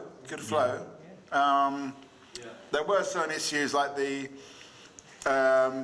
thing about the Scotland having a small man syndrome. There's probably a way to put that where you're asking the question like, maybe it could be as simple as, do Scottish people feel that they're, I don't know, less important or seen as less important, or do for sure. Scottish people feel undervalued? Would probably be the best way of putting it. That's not my opinion, by the way. I was just, I tried to make funny. I've tried to be funny when I'm feeling awkward sometimes. Yeah, funny is good, but who are you going to be funny to? But I want to disagree with you, because I think it all depends. I think in this valid point, if there were Scottish people who would take offence, maybe that would be a problem. But I think you pulled it off, even if there were people from Scotland around it, because in the spirit of changing up the conversation, stirring controversy. So I was very happy standing there, hearing you say that. Actually, it all is about kind of feeling the vibe, and I think So I kind of disagree with you, Mikey. On that, I thought, in actual fact, you can't really say anything really in terms of, even if you said, does Scotland feel that it's somehow treated less importantly, that itself can provoke emotions and so on. If you were to say that, have they got an inferiority complex, that also can just provoke no, we haven't got it, it's a very difficult kind of thing. So, yeah, but I thought the whole thing was, it started off on quite a sort of trivial, if I say that, but you know what I mean, like a small point, and it grew up into a really interesting debate. I think there were also some opportunities maybe to get even deeper, because there was some point there's a point from, we started off on chips and haddock, didn't we, somehow? But I think we got pretty deep. But some of the things about does England actually not have a sense of identity? I think Evie was saying, I'm jealous of the Scots. Or, some of the points from Tom, I think we could have even maybe got a bit deeper into that conversation. Once again, it's not something that you would necessarily do on your first go, but something just to think about. How do we go deeper? How do we actually go from this kind of like the beef, the classic beef, to something that's a bit deeper than that. And I think there were moments in there maybe that you could have picked up on, where you could have maybe gone a bit deeper. Something to think about for next time. Anyone else want to add any points? I was just thinking about that one about Scotland. Now, how they work out how to make the Union Jack flag out of 2 flags? Or 3 flags? Yeah. Good point. Yeah. I mean, that's more of a problem. Now we're sort of feeling on the technique. So these are questions more about technique at the moment, about Sam's technique and what he could have done. From the beginning about haddock, I keep thinking constantly about food, and I couldn't get deeper into a Scottish. And actually, in my mind was constantly salmon, because I was thinking all the time, why are you talking about haddock when we should be talking about salmon, because that's the fish that I know from Scotland. I don't know Scotland that well, so I couldn't think about anything else apart from the fish.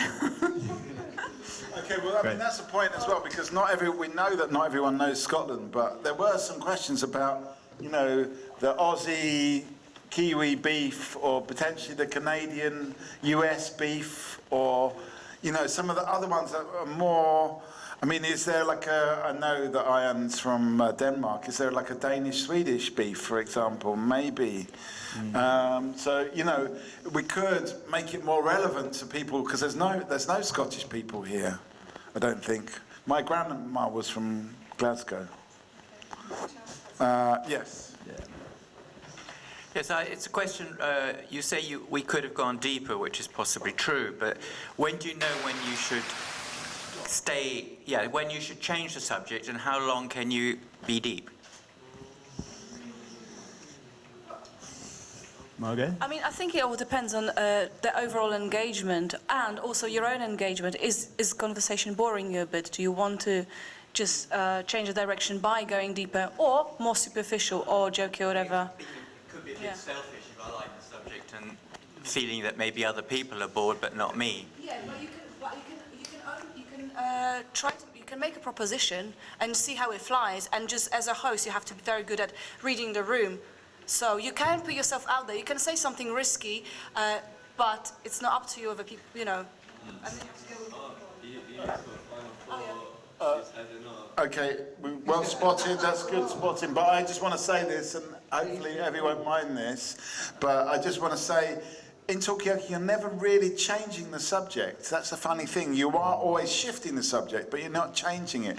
It's a continual, subtle shift of subject, where you're going, maybe you're going deeper, maybe you're going lighter. You've got to read the room on that one, as has been said before, but you're actually not really changing the subject as such. You're kind of talking about the same thing, but you're talking about something different, and that, it's very hard for me to explain, but it's kind of there. It's not just like, okay, that's boring, let's talk about elephants now. It's much more like, you know, you're subtly, do elephants have beef with rhino, would be a way to sort of move the conversation without moving it on. You don't really abruptly change, because it's all about the flow. It's all about the good flow. Okay, Evie. He's gone. Yeah. Alright, who's going in next? Any final thoughts before we just throw someone in? Let's have a huge round of applause.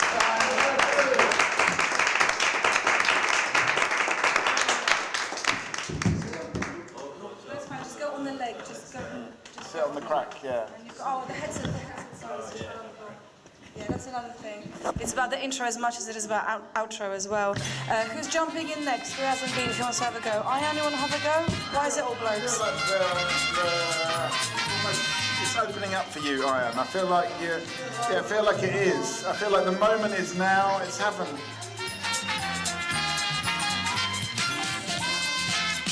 Okay. Anybody else? Alice, you want to have a go?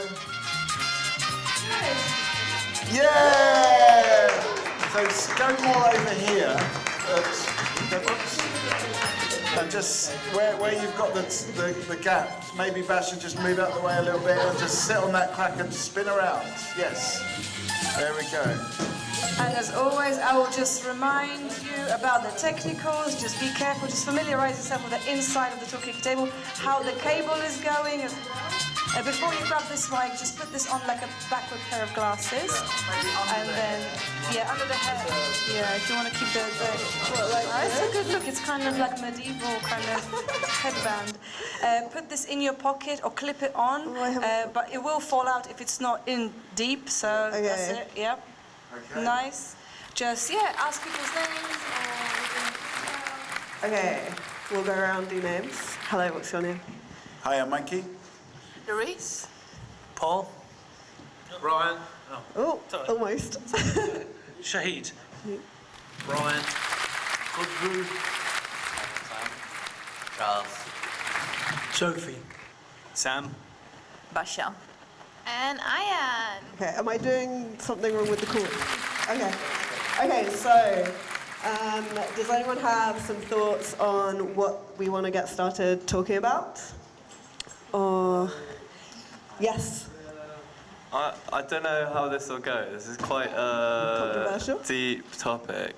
I saw a comment earlier. I think it was by Esther before she left. She said that she was working in death, I think. In terms of like, she's not like a funeral director, like in terms of the research of death or something like this.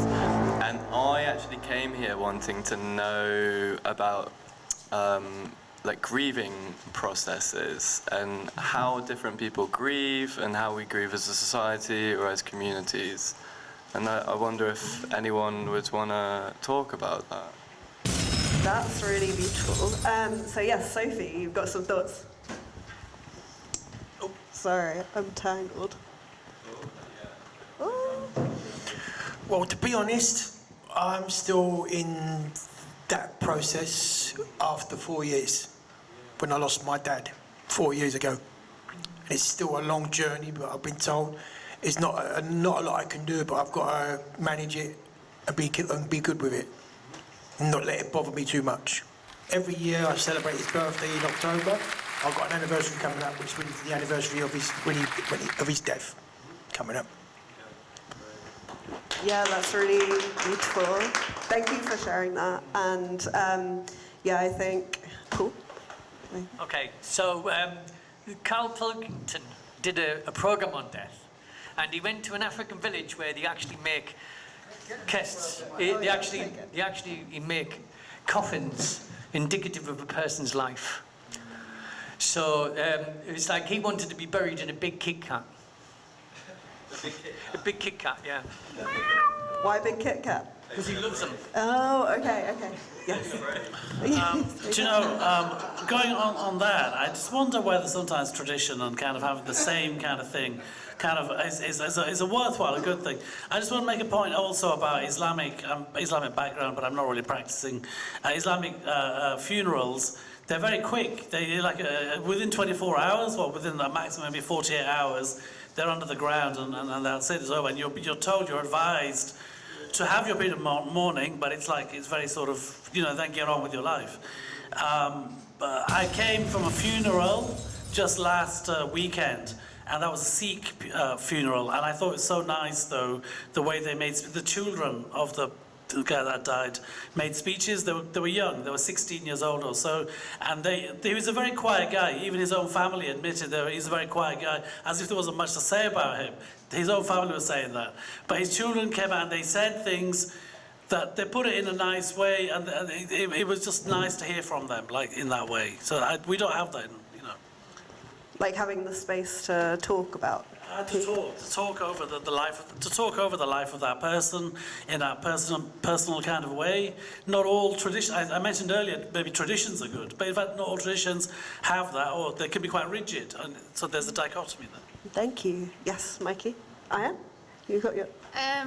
Yeah, no, I just wanted to add just a bit of my own experience. My father passed away, Sophia, I can relate, in 2017. And because I'm the oldest daughter of my family and kind of having to take care of a lot of things, I didn't really have the time to process that grief. And it took me a long time to kind of even just think about it and kind of realize it. We do have something in Islam called Sadaqa Jariyah, which means you can donate and give like basically charity for a person that passed away, and that will be a continuous charity for that person. And I think that's a really beautiful thing where even though they're not here, I can do something small that will kind of, you know, benefit him as his child. So I think that's really beautiful. But another thing I've been, obviously because of my own experience, but I've been really trying to learn more about grief, and I've done a few grief seminars and all this stuff. And what I've learned is, I think if you can do small, continuous things, if that's like talking about them, even though they're not here, writing small things that you remember about them, yeah, things like that, I think is really helpful. Thank you for sharing. Yes, Mikey. I just wanted to connect it to the earlier conversation about love, because people were saying, where is the love? And I think we can, when somebody passes away, we can see the love quite clearly. It's quite obvious, you know, that it's there. But that's all I wanted to say, really. Someone on... Tom's on the line. Tom, yes. Do you want to go? Yeah, thanks. I really appreciate this topic coming up, because I also feel this in a much wider context of like, one thing about death and ageing, and like the consumer society is all about staying young and beautiful and fit, and so there's something of a like resistance to death and dying in that way, but also at a bigger global level, like grieving the state of the world that's happening right now, and things dying around us, including the natural world, but also, you know, climate and so on. So yeah, interested where that lands for people as well, and how that relates to personal mourning and loss. Yeah, Yes, yes. I just want to, I think grief, I wonder whether, you know, people have said, you know, we can do small actions, we can do small things, help us along. Whether in fact grief, because it means the death is something you cannot help, you cannot do anything about it, it is the most crushing thing in the world. When somebody dies as part, that was part of your family, it's the most crushing thing. You cannot do anything about it, ever. You know, it's just crushing. Definitely, yes. Yeah, so I would go back to 2021 when I lost my mother. It was really like, I was lost for sense as well, because of how she died of COVID. It was really hard for me. I still haven't recovered, and I don't think I would ever recover from that situation. But as time goes on, it has made me a bit more like stubborn to get on with life, but that sense of loss will always be there. Yeah, I think losing someone so close to you, it definitely always stays. So yes, hand up online. I can't read it, Tamika. Yeah, I just wanted to raise a quick point, I guess, that links into something that was said earlier around sort of the world and obviously grieving being a natural process. And I don't know if everyone's heard or is aware of the sort of technology that's actually available right now and obviously will continue to advance. And they're basically calling it grief bots. And essentially it's AI, and it's been mentioned in EastEnders, so you may have seen it on there, Patrick. That basically you can upload through technology the likeness using, you know, images, video, text, whatever, of somebody who's passed away, and people in the future, in the very relative future, and potentially even right now, can speak to these sort of AI bots, and it will simulate that person. And I just think that that is a massive topic to think about. I personally but yeah, it'd be really interesting to know people's thoughts on that. Yeah, that sounds a bit Black Mirror. So sounds like, Sam, you have it. Yeah, there's something visceral inside me that responds to that, I would say. But who's to know? It may be able to help some people, you know? It's not about one person's opinion. It's whatever helps people get through it. Wait. Sure. Yeah, I think the kind of the level of grief and how grief is, I think it's also the way the person died. If it's a shock, I think, you know, if you have zero answer to why the person is gone. I know it's very hard for parents when they go, but kind of it's always in our mind as well. I suppose that, you know, they are older, they will probably, we kind of know, but if somebody has accident or suicide, I think zero answer to it. It's something, it's shocking, and you can never drop it because no answer. I was thinking about the grief bots, and you said it might help some people. And I was wondering, does consent matter? Like, God forbid I passed away and my friends wanted to have me as some kind of hologram AI bot. No, mate, leave that out. You know, I don't want that. So, would consent of the person that passed away matter? Imogen, you're on screen. You want to say something? Yeah, no, I was thinking that as well. So you have like with Facebook and your online presence. I don't know what the process is for that. I don't know if anyone else knows, but in terms of then deleting your online presence after you died, does anyone know? I think Sophie. Do you? I can't think what it was now, but I was thinking of something in a similar way. I managed to, when I went to his funeral, I didn't actually have him buried. I've got him cremated, and he sits in my front room, knowing that I can actually be there with him when feel bad. I can actually feel his presence in that room. If it wasn't for going to the church a few days after his funeral, and I took up religion, it's given me a big relief, but knowing that I can actually face what was going on internally. With this guy with me, I can fight my way through what I've been going through. Finding that support and those support systems and something, yeah. Okay, who else? Sam? Yes. Yeah, I just wanted to mention on the AI bots, my dad's recently been using AI to kind of bring to life photos of his parents and stuff, and I definitely find it a bit creepy, but it does bring him a lot. He loves it. He's like, I know it's weird, but it kind of brings me comfort. And the consent thing is really interesting because they're definitely not around to give their consent. But yeah, it does bring him some sort of comfort.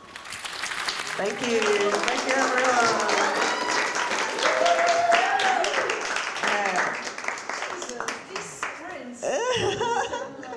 Doing these 10-minute sprints is just crazy. It's just so many subjects and under such a cooker pressure conditions, but it's really condenses my brain. But that was a very great first time.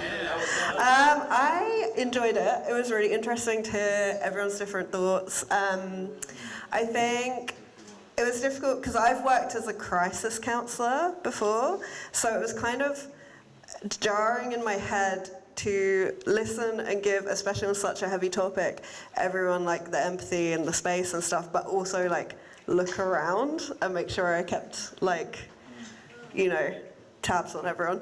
So that kind of was a bit jarring, but I hope I helped everyone feel heard in the space. But yeah. I think you definitely did, and I think you had a really good presence in the middle of the table, and that just allowed people to, and I think actually people really were looking for that, and looking for that that chance to actually say these things, and I think it was a really good session. So I was looking at Margot saying, does it have to be 10 minutes? Because it's just too good, too interesting. But, you know, it's like, I guess if I could, I think obviously you've got that experience, so you're kind of happy to go into what was quite a deep topic. Yeah, I mean, I don't really. Do you have anything else to say about that one? I mean, also, I felt there was a chance maybe for some, for maybe like a little bit. I know it sounds weird, but a little bit of humour in there as well, because I think sometimes that can really break it up. And yeah. Maybe one thing that I would say, it's not criticism because it's just an observation about Talkaoke in general. Sometimes when the conversation is, people have got a lot to say and you can see hands up all the time, then there's at some point a decision to be made, and that's kind of point for everybody. Do you just become a vessel for people to say things? Because people will be saying things, or do you want to, because it's up to you really, do you want to assert any kind of creative linking? Because on that subject of grief, I think everybody around the table has got some experience, and as it happened, everybody could share. So it's an easy subject, tough but easy subject. But I wonder whether, but did that push out the conversation about grief more? Maybe yes, maybe no, I don't know. But it's a decision for you then. How confident are you feeling to maybe interrupt, take a risk, and creatively link something? I mean, you might as well, because I felt like there were some other threads, like, for example, the climate grief or the, you know, the extinction grief. For me, that I feel that a lot. That didn't really get picked up, but it might have been not the subject that was that kind of like universal, or the AI grief, or maybe we could actually get more personal and just, that could have been a go around the table question. Would you want to bring back that person as an AI bot or something? I just want to grab final thought, Abik, before you go. We've got this tradition on Talkaoke table where before you go, just give us a final thought. I hope you can hear me, Abik, because I can see your comments in the chat. But maybe, I can hear you. Go on. I can hear you. Go on, give us a final thought. It could be about the experience, any of the subjects, anything about facilitation. I know you come from the science world. Anything that you thought was relevant as well? I thought it was very interesting, and the domains of qualitative, quantitative, and various sorts of social and scientific issues which we've discussed here today, that was very insightful. And talking about grief can be quite emotional, as others have said, but it can be deeply personal and cathartic as well.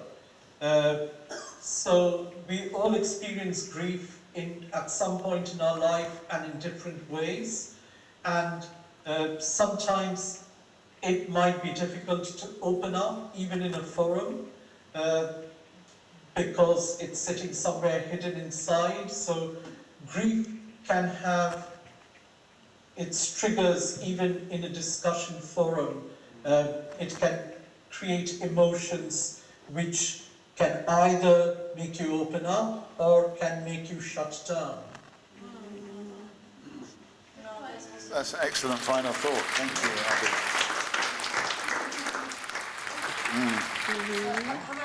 Have a good evening, and thank you for joining us. I'll drop you a line. Oh no, we're meeting. I think we're meeting at some point anyway. I'll follow up anyway. Thank you. Thank you. Louise, do you have a hand up as well? No. No. Okay, there's a point over here. Is it about the hosting? That's why I was a bit apprehensive to bring it up, because it needs to be the right environment sometimes to bring up such a subject that will have a very personal impact on each person around the table. I feel like I do trust this space enough to bring up something like that. Otherwise, I wouldn't have done so, I think. Thank you. Because this is also about the timing, because obviously we've been sitting, chatting, getting to know each other, and that my feeling about it is that I felt that people actually wanted to talk about it, and it's actually, there's no real spaces to have a conversation like that, I don't think, in a public way. So I think it's actually very important to get onto subjects like grief and dying and, you know, all of these things. So in a way, I think it's a really interesting mirror or lens to look at the conversations like AI or like extinction. But anyway, We've got Christopher back, welcome back. But I just thought maybe from the facilitation point of view, maybe now looking back on it, maybe it would have been a smart thing to do. So Sam drops the question and then he gets to not answer it at all. Or did you answer? Did you chime in on the conversation a bit? You did say something, I think. Yeah, I think you You have? Okay, maybe I wasn't listening, but it would have been interesting. How would that conversation unfold if you turned the mirror on Sam right away, just as he asked the question? It could have been, but yeah, it could have been, but I mean, it was such a great chat. Sam, anything you want to? I think in that scenario, I was actually more interested in what everyone else had to say, so actually it worked out pretty well. Yeah, so I'm glad you didn't do that, I guess. Thank you, everyone.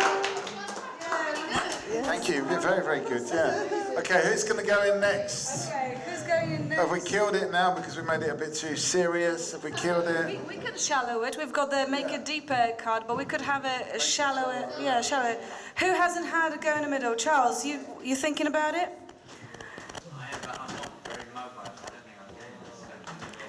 If we helped you, would it work? Mikey can be in the middle. Yeah, supporting you. I can be on the outside. Do you want to have a go, Charles? Let's see. Yeah. Okay. We don't want to sort of, if you can, sit on there and swing around. That's going to be the main point, really. Yeah, okay.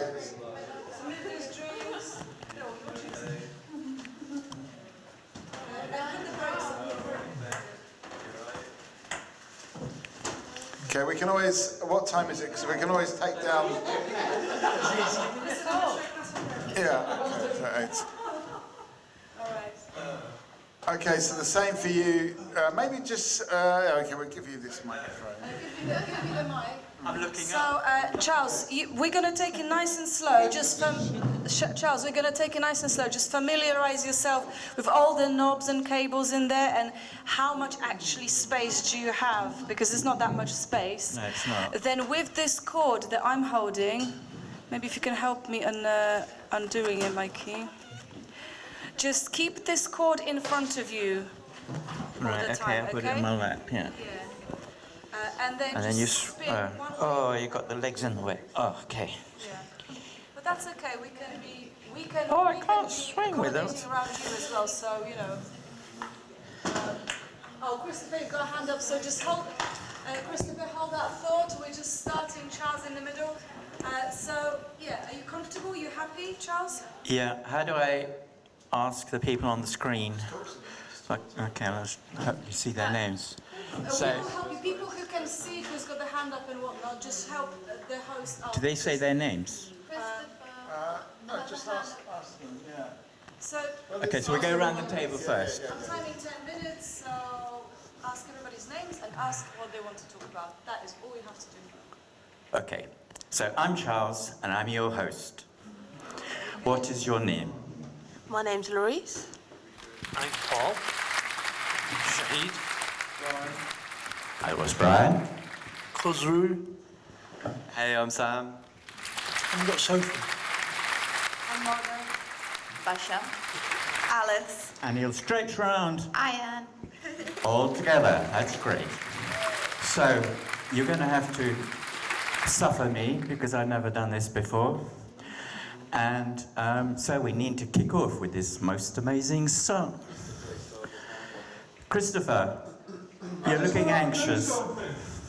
Because Trent went off as well, and he goes off when he tries to get his point across, so I didn't really did the same thing. I was sort of giving other people space. I wanted to play a bit of game and computer and look at Jacob's Reeves Boggs podcast he does about Reeves and just certain things, and I sort of just put a film on ready for probably for tomorrow to watch some good, but I just sort of like scanning around. So that's all right. So basically, sometimes people scan around, it was going back to them cards. Okay, and your podcast is about getting around? No. Not, we discussed about them cards. Looking around and Oh, looking around. Yes, that's my job. I better do it. of something, you have to get them away and then come back. Okay, yeah, you're right. I've been too still. So, who wants to open up with a new conversation? So, Basha. Yes, just as we were talking about looking around, I keep looking at this, and my subject is about what stooging means, and you know, how do you work with words, really, especially when you speak. That's a good question. So, who's got the answer? Okay, I think it's a good question because I came in and I saw that. I thought That doesn't sound, I thought, stooges often have got a bad rep, so what is a stooge? I'm not sure. I think it might be to do with having somebody in the audience who might have some knowledge or some ability to answer a question or bring up topics of debate. I think Mikey now wants to speak. Okay. Yeah, I came up with the term stooge, and the thing about the stooge in Talkaoke, it's not necessarily a secret person or underhand thing. It's just somebody to help you, the host, in the middle, Charles. So I've kind of been doing it today, where I've tried to link different subjects together, where I've tried to just help the host with the flow. But sometimes a stooge, if there's say for example, we're doing a Talkaoke about a particular, thank you, great stooging. We're doing a Talkaoke about, I don't know, or around the subject of, let's say, death or dying, then you might want to link the subject of whatever people are talking about. Say, for example, if some people are talking about AI, but actually, really, I'm more interested in the question of dying, then I would say, oh, did you know there's an AI that can replace people that you've lost? And that way we move on in a nice, fluid way from the question of AI to the question of stooging. I'm sorry, from the question of AI to the question of death and dying. So that's what stooging is, basically, just helping the conversation. There's two things to do. One is to help the host, the other one is to hit certain conversational hotspots. Thank you. I think I'm a bit clearer, but not very. Quadru. It's like navigating. You're linking up with what you're talking about. So it's like you're navigating with the subject as well. So you're linking up the question as well.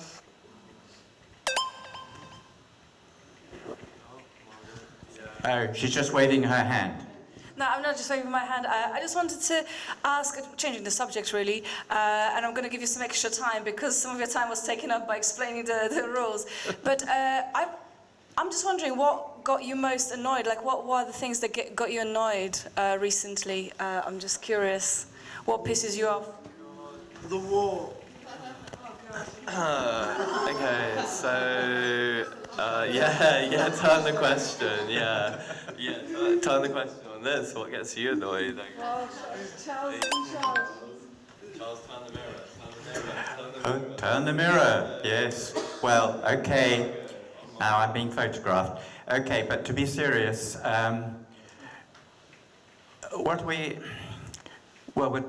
so we're trying to know what stooging is all about. So can someone tell me their experience of stooging?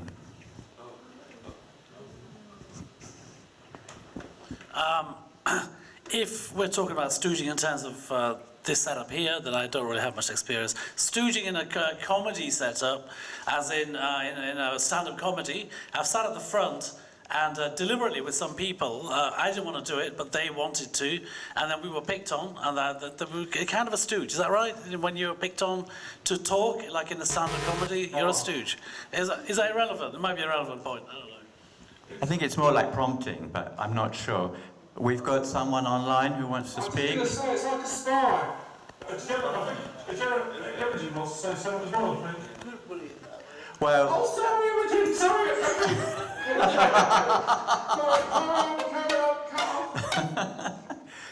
Oh, not my stooge, Chris. For example, when me, my mum and my sister used to be in the same room together, it doesn't happen anymore. For instance, I was trying to kind of be good, maybe not a stooge exactly, but just try to take the other person's side because my sister and my mum, they don't get on. So when my mum was saying something maybe ridiculous or whatever, I'll try to agree with her just to back her up. And I wonder, and I think it's quite a skill. You kind of have to learn it as a human being. Sometimes if somebody's like in a conversational difficulty, you have to kind of back them up somewhat. Ayan.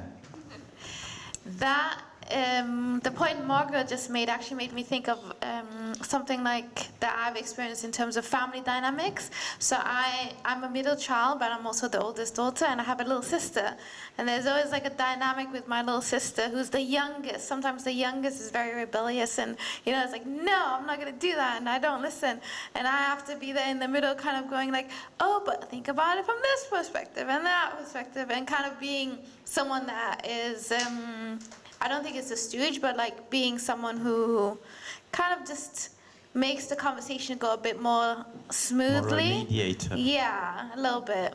So I don't know if that is related, but does anyone else have funny family perspectives? I think Trench Manchery wants to come in. Oh, thank you.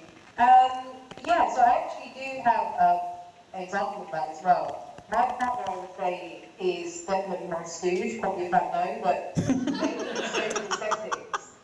I am very bad, like the worst, with connecting faces to names, and people will come up to me all the time and be like, oh, it's so nice to see you. And he knows automatically now that he literally can say, sorry, what's your name again? But really it's for me, because I just don't remember anybody's name. So yeah, I definitely do that a lot. I hope he knows your name. So I was just going to say that was really sweet, and we were talking about love. And I think maybe that's what love is, like knowing someone and doing nice things before, before it's asked or before, I guess it's, so I think that's a nice tie. Does anyone else have any kind of things that they want to share about partners or friends, or nice things that their friends or family do for them?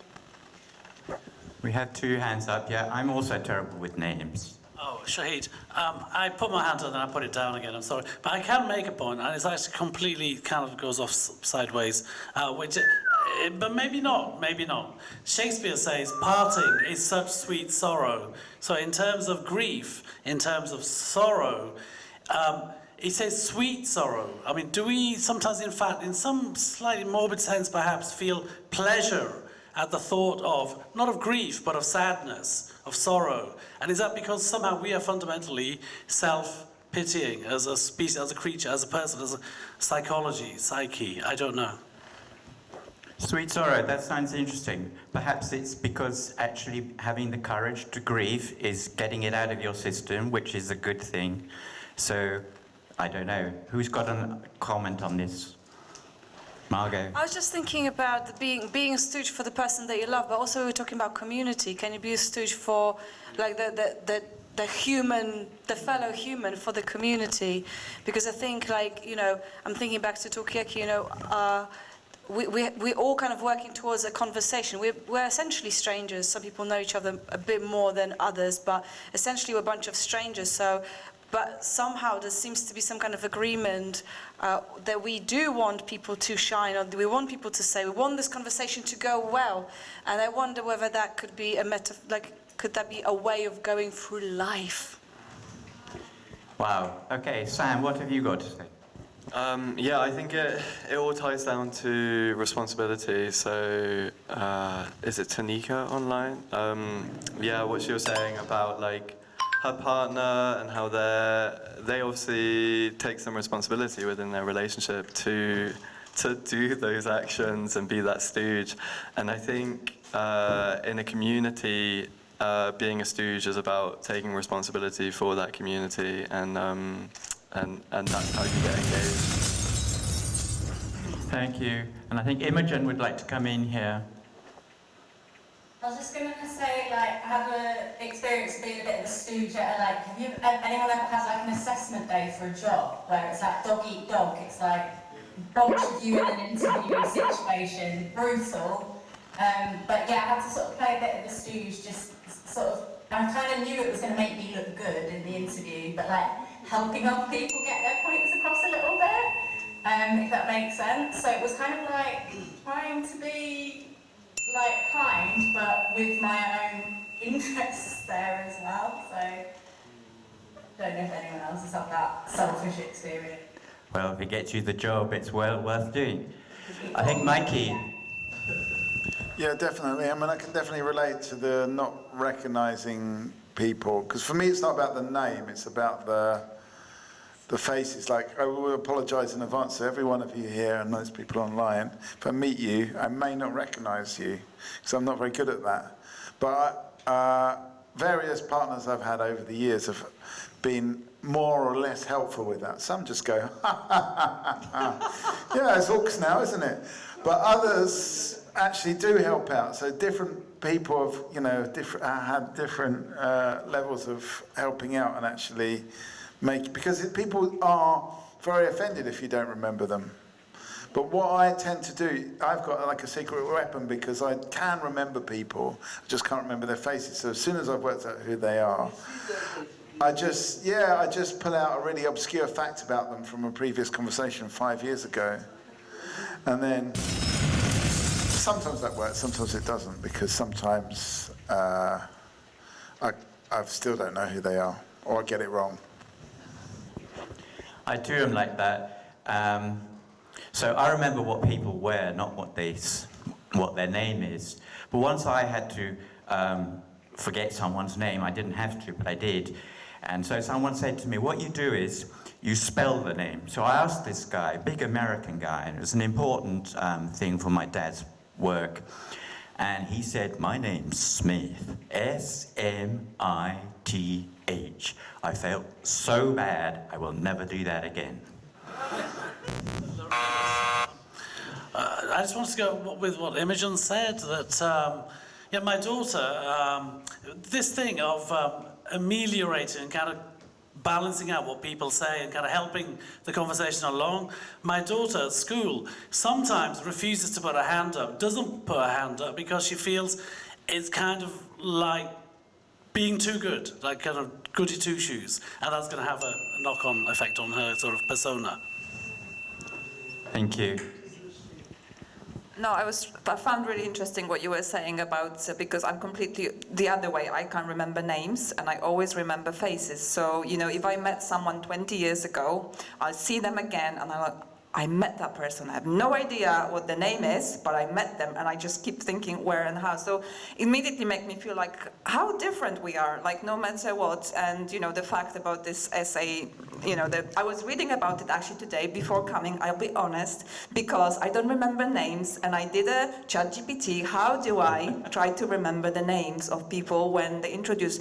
And it's really interesting because something that maybe you can learn or something that's really, I'm very visual, so visually, yes, but by my ear, not so clear. I think it's connecting to something that connects you to them. Quadri. So what Baz was saying, what Baz was saying there, to remind of names or remembering someone, there's a game I know called Brain Teaser. So it's like once you go over that about God knows how many times I've been through it, it's like constantly in your mind you're thinking, I should remember most of the names if I can. Or it's like, it's an exercise for the brain to remember. It's like a memory game. Thank you very much. That's all. We're out of time. Okay, Charles, stay there for some feedback. Well, first of all, how was it for you? I think it was good. I think I talk too much. And normally I don't. Well, no, that's not true. I do talk too much. So I apologize for that. But sometimes I do feel that putting a bit of personal input can keep things going. I thought you were really confident. You sounded very confident, and the way you conducted yourself was really excellent. Thank you. Well, that's partly the podcast in progress. I've done the criminal thing. There we go. Good untangling there. So yeah.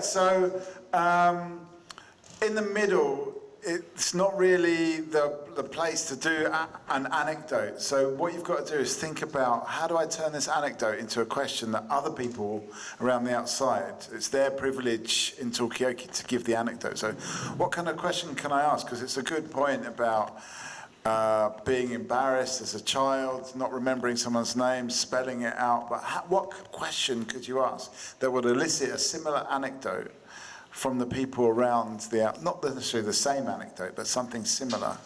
So it may be a question like, have you ever got into trouble not recognizing someone's or getting somebody's name wrong, or something like that, and try to get the anecdote out of the people on the outside of the table, because I'm sure everyone's got an anecdote, including Sophie.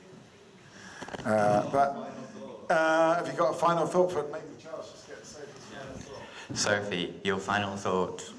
You can't run away. Well, it's been good to speak to the people online, especially Imogen over there. And getting involved with the conversation when I mentioned about things going on in my life as well. But I think it's been quite a trip for me, a long trip, from where I started off, and when I come back from through the other end after someone very close to me left this world. Very hard, but I'm getting there. I can see that I've got this on my neck now. This helps me. So I'm pleased I've got Mikey and Margot there, with the support of everyone else around me, especially my godmother as well when she's at home, waiting for me to get home.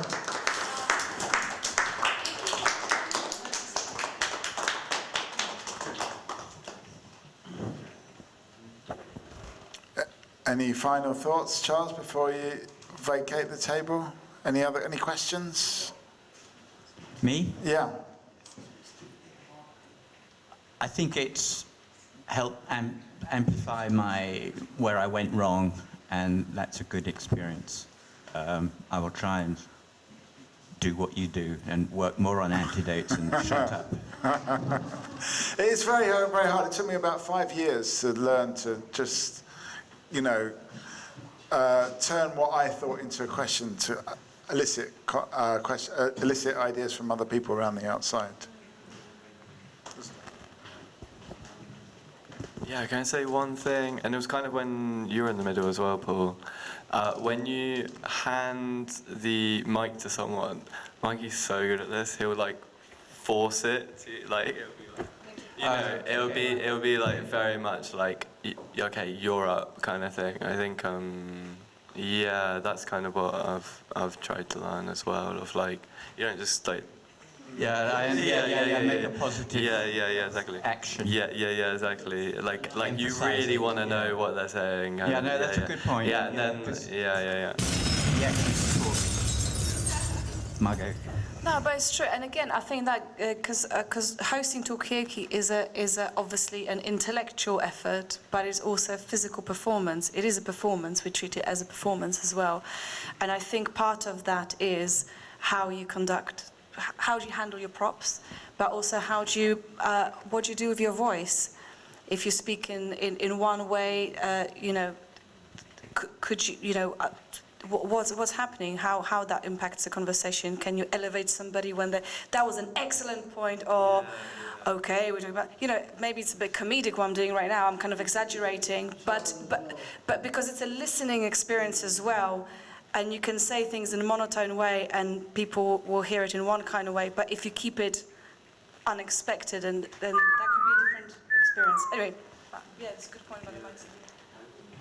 Another quick point, Charles, communication skills. It brings out the communication skills as well. It's like how you conduct yourself as well to the whole group as an individual as well. Thank you. Okay. No, it's just a massive big up for you because, as you said, you've been doing a lot of podcasting, and by God, you have. And what I really love about you, Charles, is you really absorb knowledge, you put yourself out there, and this is completely different in so many ways to a podcast, and you just did it, and you've got this kind of sense of, you're grounded, you're a reassuring voice in the middle, and I think it was a really strong first time, so yeah, don't be too harsh on yourself. I will not stand for that. Bye. Okay, whilst you're coming out, who's jumping in? We've got probably one or two. Okay, we've got one more person.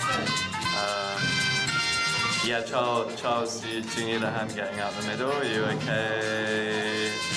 Final dismount. What's a long tail? What animal has the longest tail? Which one can you think of?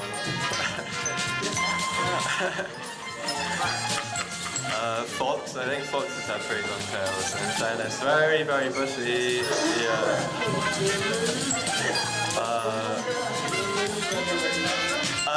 No. I did it last week. I'm not doing it again. Yeah, big up, Margot. Let's go. Who's good on camera? Because I literally have no good photos. That's photos in focus of me facilitating. That just never happens anymore. I don't know where I've gone wrong, but that just never happens. Okay, that's nobody. There's going to be no evidence again. All right, anyway, people, welcome. I'm serious about photos. I took lots of photos of people. Who's got any kind of photographic experience today? I'm awful at taking photos. Why? I think I never take photos myself, so I've just got no practice of doing it. I go on holiday, I don't take a single photo. Okay. I'm kind of weird like that, I think. Okay, who's not in a habit of taking photos? Who's like a selfie person? Yes. No, I go on holiday and take photographs of the room I'm in. Of what? Room. The hotel room. So we're inclusive of all the accents. That's all fine. What? You take a picture of the room. The room, yeah. I'd rather take photographs of the room I'm in rather than and bits of the place, and I don't do myself. Not interested in that. Okay, so taking pictures of the room, taking pictures of absolutely nothing, just living in the moment, Charles? Well, I don't take pictures because I think the best memories are in my head and then I regret not taking them. Okay, the regret is real. I would really regret if I didn't ask for final thoughts from people just over there. Ian and Alice? Yeah, right, okay. People, give me some final thoughts before you go. Where are you going? What are you doing? How was it for you? Anything at all? So yeah, my lovely colleague Ian told me to come along to this with her, and I didn't know what to expect, but I had a really great time. And thank you all for being so kind when I was in the middle, and it was really lovely to hear, it was very thought-provoking and beautiful to hear your thoughts around grief and memories of people and the grieving process. So thank you. Thank you very much. And you've done an excellent job, as I said before. I mean, I've been here. This is my second time. I've met Margot and Mikey a few times, and I've always admired Talkaoke, and I think it's so interesting. I think there's something to be said that people can sit around a table and talk about anything, and just, sharing a space and being vulnerable and genuine, which is beautiful. Yeah, thank you. All right. Thank you very much. I've done this before, so thank you so much for joining us. Have a lovely evening. Louis, please bring Mikey out of his misery. He does not know how to use a phone. Have you ever thought you are taking a photo, but in actual fact you are not, and the memory is gone? Is it the same with people? Is it easy to remember their names, faces, if you take a picture of them? Have you taken any photo in your life? I've taken lots of photos, yeah, but talking about photos on holidays, it always feels like a pressure to take pictures when you're on holiday, to document it. I mean, my mum always wants to see pictures of where I've been, but I end up just taking really bad ones because I'm experiencing it, and then I'm like, oh shit, I need to take a quick picture, and so they're always a bit blurry and not very good. Okay, so you're taking pictures for your mum so she knows what you're up to. I mean, what is the point of taking photos when you are away anyway? Who is it actually for, Sam? Well, I mean, yeah, can you just if you're in a rush, then maybe. Thank you. Speaking of, he's taking pictures for his mum. That's great.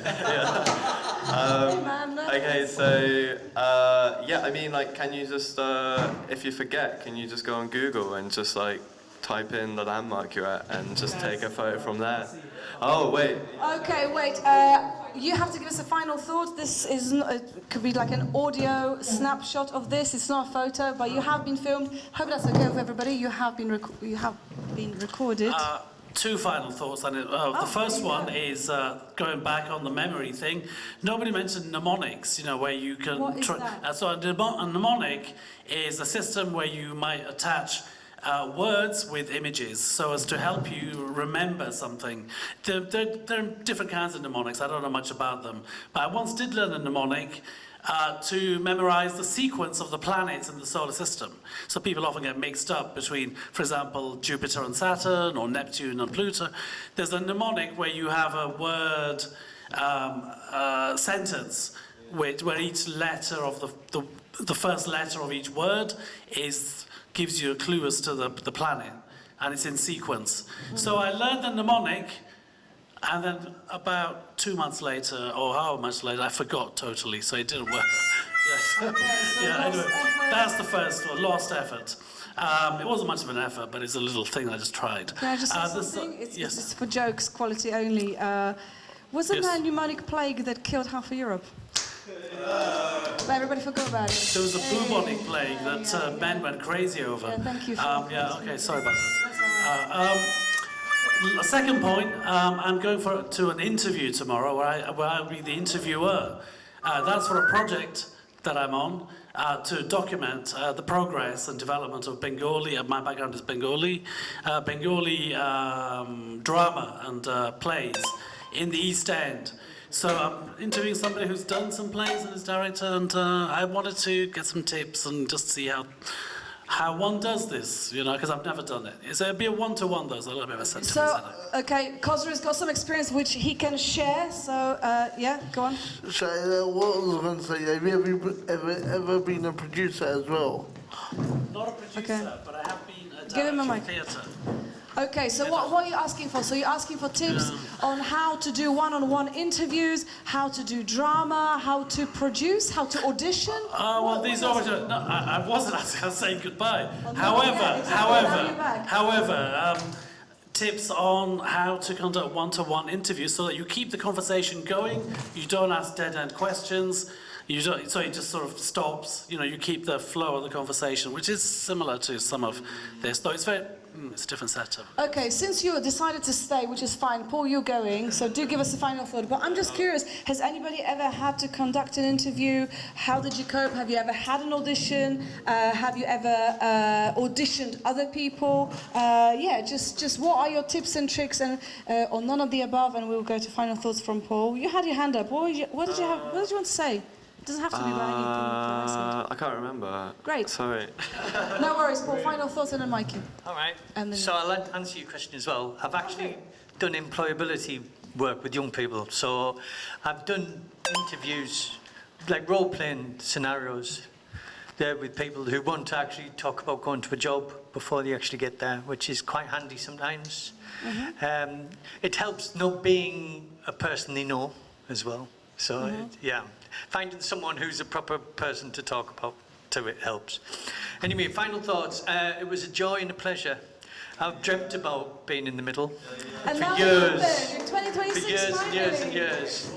I've always been like a big fan of Talkaoke and tell people about it all the time, and they always go, "What? Eh? What-ioke?" And I go, "Talkaoke." And it's, it's not an empty orchestra, is it? Definitely is. That's karaoke. Absolutely. And there's no singing here. And also, linking it back to photos, we've got a copious amount of photographic and video evidence of you being in the middle, so now you can use the visual prompt when you explain Talkaoke to people, Paul. But thank you so much for making a journey from South London, and big up South London on that note, because it is a great place. I couldn't recommend it enough. Mike, you had something to say. Also, Louise is saying, didn't you mention stand-up comedy? Can you joke in an interview? You can definitely do a joke in an interview. You could do, I mean, even if you don't get the job, it's just funny for life if you do a joke. Excuse me, I'm going to jump in and actually... Hey, there you go. Go on, Louise. Because a little bit like Imogen, I don't need a stooge, no scrubs. I'll speak to this point myself. Do it. What I was meaning, don't mind, Mikey. What I was meaning is, I think Shahid, is that your name? Shahid, yes. Mentioned a while back something about stand-up comedy, and I thought, is he a stand-up comedian? That's kind of why I... Okay, I'm going to turn the mirror on you, Louise, because you seem to have a lot to say on the subject of comedy. Have you ever tried comedy? I haven't tried. I think I just am comedy. You are. You just live the life of a stand-up comedian. How is it going? Oh no, I don't live the life of a stand-up comedian. I'm just a little bit gobby and smart. Okay. Have you ever used comedy in a professional environment, at the interview or somewhere else, or in your workshops? Yes, I do. It's always contextual. So it'll just be, you were talking before about reading the room, and so I guess I'm trying to resist developing a shtick, but people will say I'm funny. So it's not something that I deliberately do, and sometimes things just come out, don't they? So, Okay, so you've got natural talent. I enjoy comedy. I go to a comedy club to listen and laugh. Okay, so maybe one day you'll be professionally on stage, but it sounds like you are embodying comedy in your life in a natural way. Natural comedian. Yes, Shahid? Yeah, I just want to say, I once saw a thing on YouTube about a young woman, so early 30s, and she'd become a famous influencer by joining her network of friends, asking as many questions as she could, doing as many activities as she could, which were things like sometimes bungee jumping, sometimes, doing things that she didn't normally do. One of the things she did to gain this notoriety, popularity and fame was to do stand-up comedy. She was trying everything. She did stand-up comedy as well. And I thought that is the most scary of all the things that she did, the most scary of all those things, including bungee jumping. Okay, so thank you. I'll take this one as a host in the middle. And maybe, Kozra, if you play your cards right, you get the mic. Do you have any experience of comedy yourself? Yes, definitely do. I'll bring up a person that is well known here, Lewis. Lewis Brown. He's like when I first came into Talkaoke here. As I got into the workshops, Mikey and Margot introduced me into stand-up comedy. So I met Lewis. He's absolutely, one person I saw that the confidence, whoever's got low confidence, he'll bring up the confidence straight up to the top. He's absolutely amazing to work with. So did you just watch him perform, or did you learn something? Yeah, no, I definitely learned something, and I ended up doing like stand-up comedy myself. It was absolutely amazing. Well, okay, so you've done stand-up comedy yourself. It was amazing. Slightly contrary to what you're talking about. The woman did stand-up comedy. It was like the craziest, the scariest thing. Yeah, wait, you have said a lot, and Sam. I would say the fear of doing stand-up comedy is the fact that you can either bomb or you can do really well. And having witnessed the bomb, I just don't want to put myself in that situation ever. Were you the one who? No, I would never do. No. But I just feel so bad for someone else. It's like the worst feeling I feel. Okay, feeling bad for somebody. Yes. That's the question. Yeah. Is it that some people just are funny? You can't teach it. It's just you are funny. It's just got a natural. You're made of that substance, or you're not. And some people are halfway there, like they partly learn the techniques. I mean, but is it like, what do we think about this explanation? Oh, some people are just gifted. It's just a gift. Like they just do it naturally. I mean, Mikey? I think that's a gifted person is the worst person to teach you about stand-up comedy because they don't know what they're doing. They just do it naturally. It's like I've got a friend who's like a champion surfer. He's a very gifted surfer. He's the worst person to teach you how to surf because he doesn't actually know what he's doing. He's just surfing and he's on the waves. And I nearly drowned, I've got to say. Because he's like, oh, why are you not standing on the boards? I'm like... So actually the best person to teach you stand-up comedy is the least gifted person that has to really think about what they're doing. Okay, Mike, you're looking forward to your first comedy workshop. Who had a hand up? Thank you. Yeah. Yes, I'm not a natural comedian, but and I could never do stand-up, but I do make people laugh when I react to people, what they tell me. So it's as you go, but I'm not a comedian. Okay, so are you this kind of reactions guy? I mean, I think they come up on social media, so people reacting to stuff. Are you that kind of guy? I am that kind of guy. I react Okay, quite quickly. Okay, you started the trend. Basha, what about you? I mean, what makes you laugh? Have you ever tried stand-up comedy? Are you gifted in any kinds of way? What would you be the worst at teaching, just because you're so good at it? I don't think I can ever do comedy. I'm very serious, so I cannot do that. Wow. No, I think it's always about talent. It's always about talent, and again, it's the thing about comedian, very good language, and I think maybe some of the rules from the. They are useful for the comedian as well, like look around and. Creative connectivity and things like this. Okay, so should we be rebranding these workshops and calling them stand-up comedy, convoluted stand-up comedy? I'll come to Sam, then I'm going to go to D-Rage, both of whom have not said anything this round, and then I'll come to Sam and then Mike. Yeah, it's interesting. I just wanted to talk about teaching, and I play guitar, but I'm self-taught. I've been playing for like 20 years. In my job, I've recently started to try and teach people over the last couple of years, but I found it really difficult at first because I don't really know what I'm doing because I'm self-taught. I've figured things out in my own way, and so I've almost had to teach myself again from the start, in a more structured way, so that I can pass that knowledge on to other people. But yeah, it's interesting. Not saying I'm a talented guitarist, by the way, but yeah. But does that make you playing guitar less pleasurable or more pleasurable now that you know the mechanics because you had to kind of go through the process? Yeah, I think that's probably why I always avoided it, because I felt like it would take away from it. But it's actually, I'm quite into it these days. Yeah, that side of it. It's made it more interesting. I feel like I'm learning more. So yeah. Okay, so so it's something to be gained through teaching. What was that phrase? Teach one something. Anyway, I'm going. About fish. No, it wasn't about fish. Anyway, okay, D-Rage, over to you because I promised you the mic. Thank you for trying.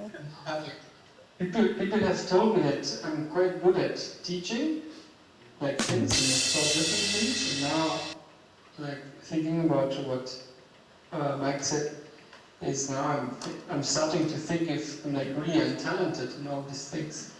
Just because you're teaching everything, but you can't actually do any of it. No, I just got a doubt, or maybe I'm just really untalented, and that's why I'm teaching very good.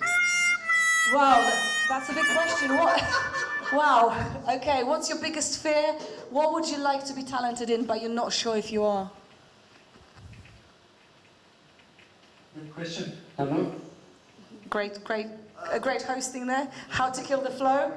This is how you learn. I just want to go back to the stand-up comedy, and the secret for me, I was at all of Lewis's workshops with Khosrow, and it was interesting to see how he got people to write and there's a whole process, but to me the biggest change was people were doing their shticks, and they were saying, yeah, this is me, this is who I am.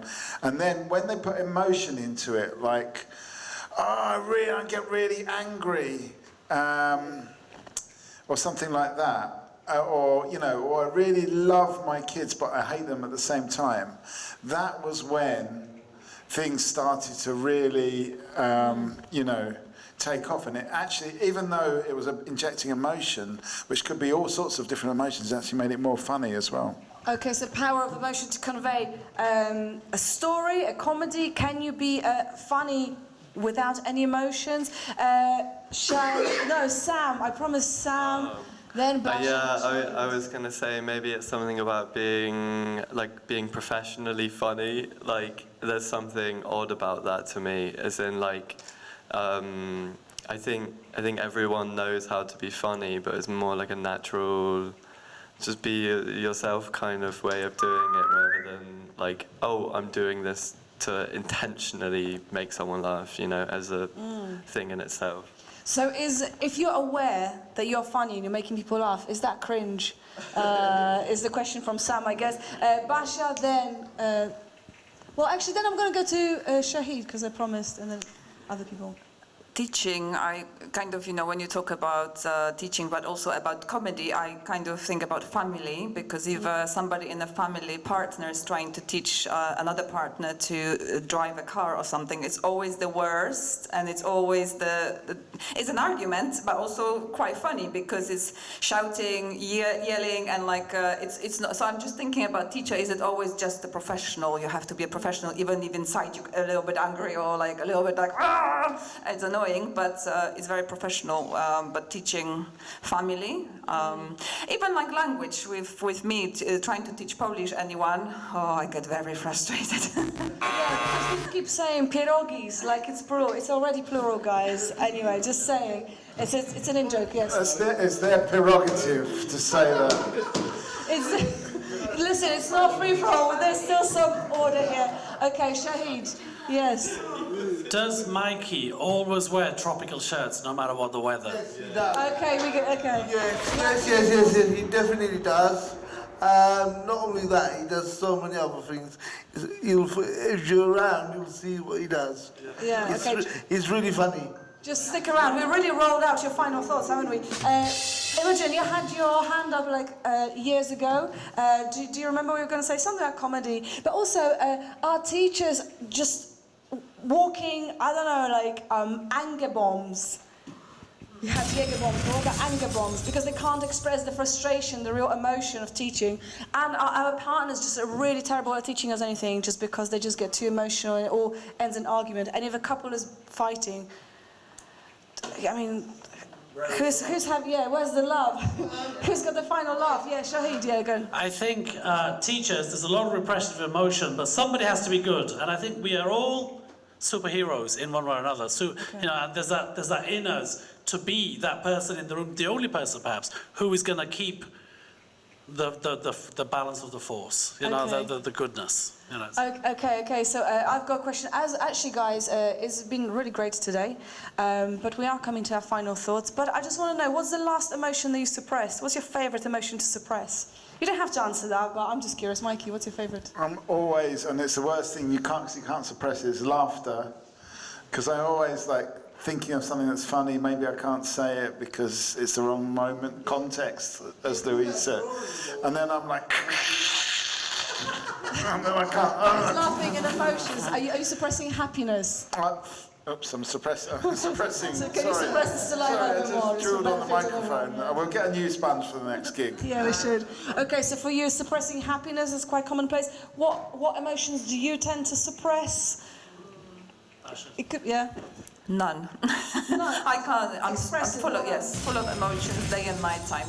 Okay, so full emotions. Sam, what do you? Yeah, I think I suppress anger a lot, just because you have to be professional at work. And you're a teacher? No, well, I'm a manager at the moment, and so it's very much like you have to suppress that feeling of either like disappointment or something like this for a later date, so that you can have a more constructive conversation. I mean, is there any benefit from that, or is it all negative? Yeah, because otherwise you can just like dig a hole for yourself, and then the relationship, like it's all about relationships with the people you work with, right?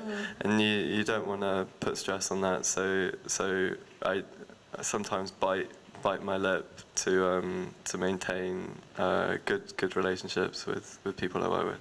Okay, so suppressing anger, making choices at work in professional capacity. Mikey, we know about the emotions that you suppress. Scott, come and join us. I mean, we're talking about emotions, so yeah, go on. I'll add one thing onto that. I think it's because like I know that the emotion is like a temporary one, and within like 20 minutes I know I'll feel completely different. So there's no point like expressing that emotion if it's not going to serve any purpose in like half an hour's time, Okay, so sometimes it doesn't make sense to express emotions, they're just fleeting things. Scott, what brought you in to sit down apart from... Scott, come and join a conversation. I suppress anger as well, and I'm working on it in therapy and trying to get it to be something that is more at the surface, because I was connecting with, if we don't, if I'm not going to feel that way in half an hour, then I won't get it out. But then it does accrue and accrue and accrue. So it's for working out how it comes out, and that's something I'm working on. Okay, so maybe the kind of building in some kind of like a time, I don't know, time really. I was intimidated by the finger in the air. Is it okay to sit on that emotion and just see how you feel? Is kind of built in some kind of like time capacity and what it does to you. I'm going to come to Imogen and then to you, Basha.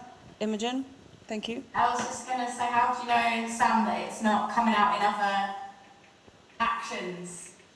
Oh, okay. Just because you think you're suppressing it, what do other people think in your environment? Yeah, that's a good question. Yeah, that's. I will say I do express my anger, but in a much more controlled way. So. Is it still anger though, if it's controlled? Yeah. I make it very clear that I'm very. Is it passive aggression? No, because it's very direct. It's always about communication, and you can be very direct with your communication without being angry with your communication. Yeah. Okay, direct as a code name for aggression. Wait, I'm going to come to. No, I just want to say about this 10 seconds when you feel emotion, just the 10 seconds apparently is really useful, and I did try it, and it actually really works. So just avoid what you want to say in seconds 2, 3, 4, just count to 10, and then apparently it comes out different. Probably emotion is still there, but verbally it comes out different. Okay, so give yourself some time, 10 seconds. I'm going to come to Kozru. Yeah, I was going to say body language of angerness shows as well. Like sometimes when you're not trying to like take the anger out, but your body language gives it out. So it's sometimes you're not want to say a word like, but looking at your face, they know how well you're pissed off, or you're not feeling so good about the situation. I can definitely say that's true. Looking at Mikey. No, it's just when I'm a horrible person when I'm driving. It's possible. I'm always like I'm just such a horrible person when I'm driving, but I'm just there in my little cockpit, just shouting. I shout at people, I'm so impatient, I'm like, you're wasting my life. And it's like, and it's just shameful, really. Like, there's this friend of mine who's passed away now, actually, but he was an old guy. Some people might know him, John Baker. And I was asking him, why doesn't he drive? And he says, whenever I drive in London, I get stuck behind somebody that's like beeping and shouting because I'm driving too slowly. And I was like, that's you. Shit. But it's this weird kind of like animalistic kind of like, yeah, it's weird because I'm not like that in real life. Or so you think. Anyway, so we are coming to the final thoughts now.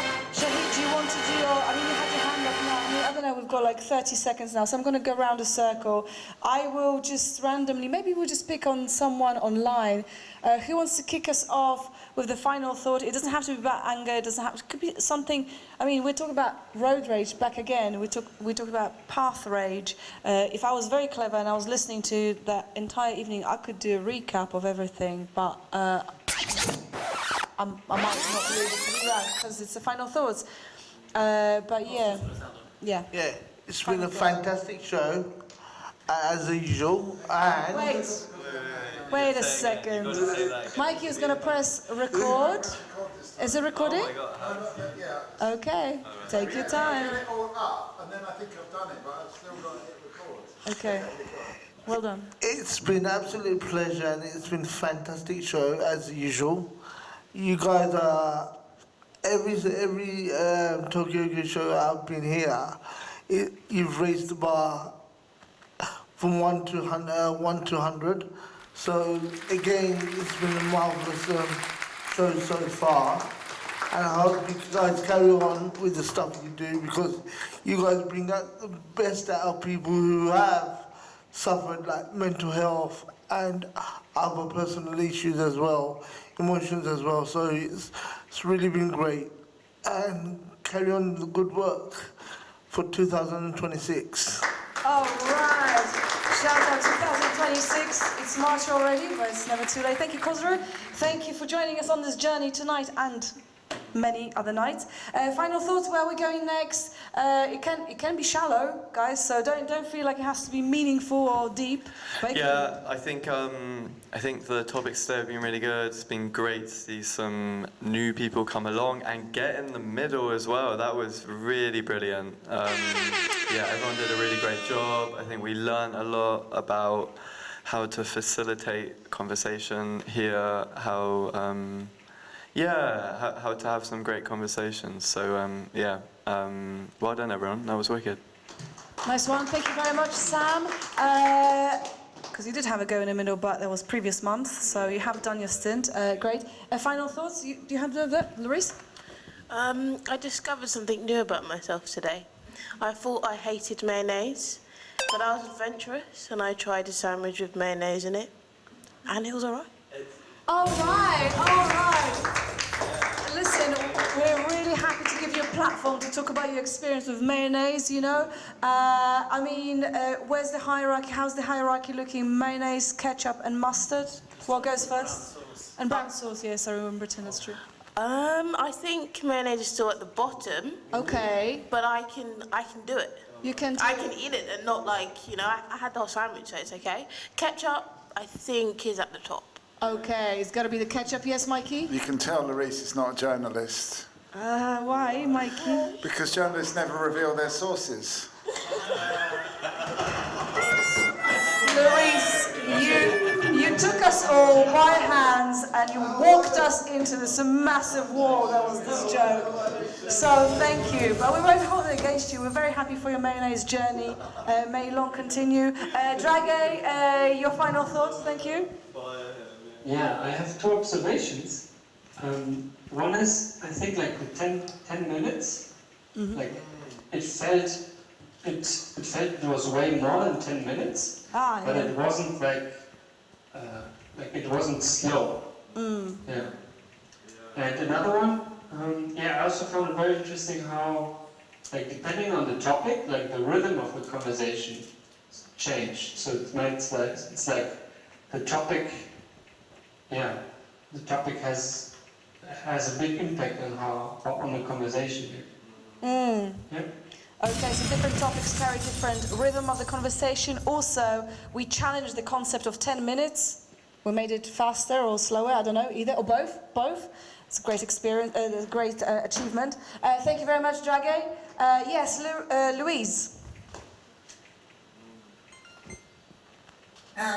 Kia ora, thanks. As you know, Margot, I've come along to this because I've got a project that I'm working on here in Christchurch that I think your facilitation, otherwise I don't think anymore, I know that your facilitation skills are hugely going to help with. And so really I just wanted to say thank you. I've learned so much, so I'm not here really to add so much to the conversation at this time in the morning as I was to tap into your expertise, I guess, and what you two are. I know I'm going out in the sunshine in the garden and it's just... What a shame, must feel so hard. I know, working from home, terrible. But yeah, no, I really appreciate your expertise and the contributions of everybody. I've got a swag of notes and I'll put in the feedback, but it's been nice to see you and everybody demonstrating what you've been talking about as well. So it's a nice way, very experiential way to learn. I've enjoyed it, thank you.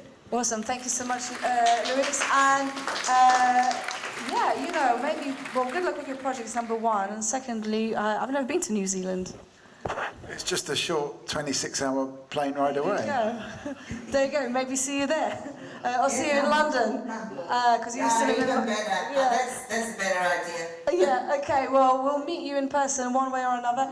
I'm just going around the table now. You had your final thought. I'm sorry. If we have time, if we manage to stretch out this final thoughts time, I'll come back to you. But right now I can't. Because it's the rules,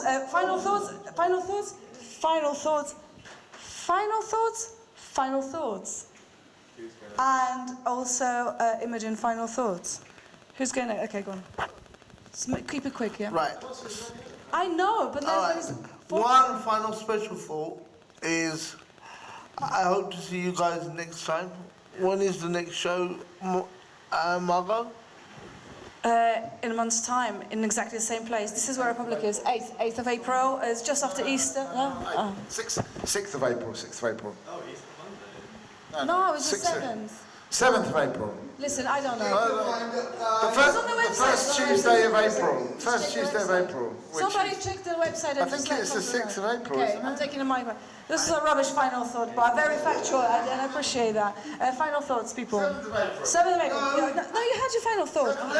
Okay, everybody calm down. We're just talking about the date. We'll email you. It's definitely the 7th of April, 7th of April. Okay. Apart from for Louise, it's going to be the 8th of April in the morning. Okay, thank you. We've closed the subject of when the next session is. Sam, over to you. Cool. 7th of April, everyone. Yeah. Yeah, I just want to say thanks so much. Well, it's not my first Talkaoke. Margot and Mikey came to the charity I work for and did a session, but this was just so different and really fun, really insightful, a bit stressful being in the middle, I'll be honest. Take a while to recover from that, but it was great, and yeah, just appreciated everyone's insight and really fun, and hoping to pick up some skills as well. Thanks. Awesome. Thank you. If you want to talk about your traumatic experience, you can come to 7th of April. We'll bring it up and we'll talk about it there. Thank you, Sam.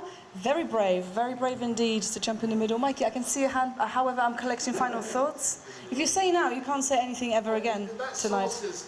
That's it. Thank you. Oh, no, you had your final thought. Have you had your final thought? No, you can't. Final thoughts. Final thoughts. A bit strict here. No. Yes, so my final thoughts are about also, of course, being in the middle, and thank you for kind of forcing me saying that I'm going in, because I probably wouldn't go by myself. And that makes me think about exactly this, like what the community is, and you know, how supportive it is. We talked about these things about love, about community, about support, and it just like really feels that when you're here, it's very supportive. It's very, no matter even directly or not directly, but it just feels supportive. And that's my last thought. And also about interview tomorrow. I remember that when I interviewed once, and I remember examples. If the examples were really good of people giving, you know, so it's not just what is written, but the example, actually giving example of what you did, or when that sounds really realistic, that's the best one. Okay, if you can spin a nice story, exemplify some of your experience, that's always a plus. So, thank you, Masha. It's been incredible to have you for all 3 sessions, but may long they continue. And your attendance at Talkaoke, and well done for first time in the middle. It's very, very good. Okay, final thoughts. Just make it, Mikey. Super fast final thought. I was watching. Take your time. It's Mikey who needs to just. I was just watching a bit from the. I was watching a bit from the side. I was also here, but the breadth of what I was seeing covered the range, the pace, the variety. I don't get to experience enough conversations outside of work, and this is something that just supercharges it, so I feel very alive. Amazing. So it was like lots of conversations in a short space of time. Good. Could be quite invigorating. So thank you, Scott. Final thought. Have you had a final? Yes, fascinating conversations, lots of food for thought, and Sasha's absolutely right. Learning here with the support, it's always positive. You bring out the best of us, and you never talk about the bad bits, which is incredibly encouraging. So thank you, and everyone. Well, thank you so much and thank you, Charles, for having your first go in the middle, for trusting us to take you over the donut edge. And yeah, thank you very much. It has been encouraging, has been really good. I've got nothing else to say apart from just maybe Mikey, final thought? Imogen, did you have a final thought from Imogen as well, but I'll give my final thought first. I've been doing this 29 years, and I'm still learning every single time. I learned so much tonight. I don't know where it all goes. It stays in there, but I just feel like I learn every time. Nice. Thank you, Mikey. Imogen, final thoughts? I was going to say, yeah, great subjects, and grief box, a bit sinister. Yeah. That's it. Okay, don't. That's it. I run out of juice, so thank you, good night. Ryan. Let's have a massive final thought, final round of applause, final head explosion. And we're going to call it a day, and massive round of applause for Marco.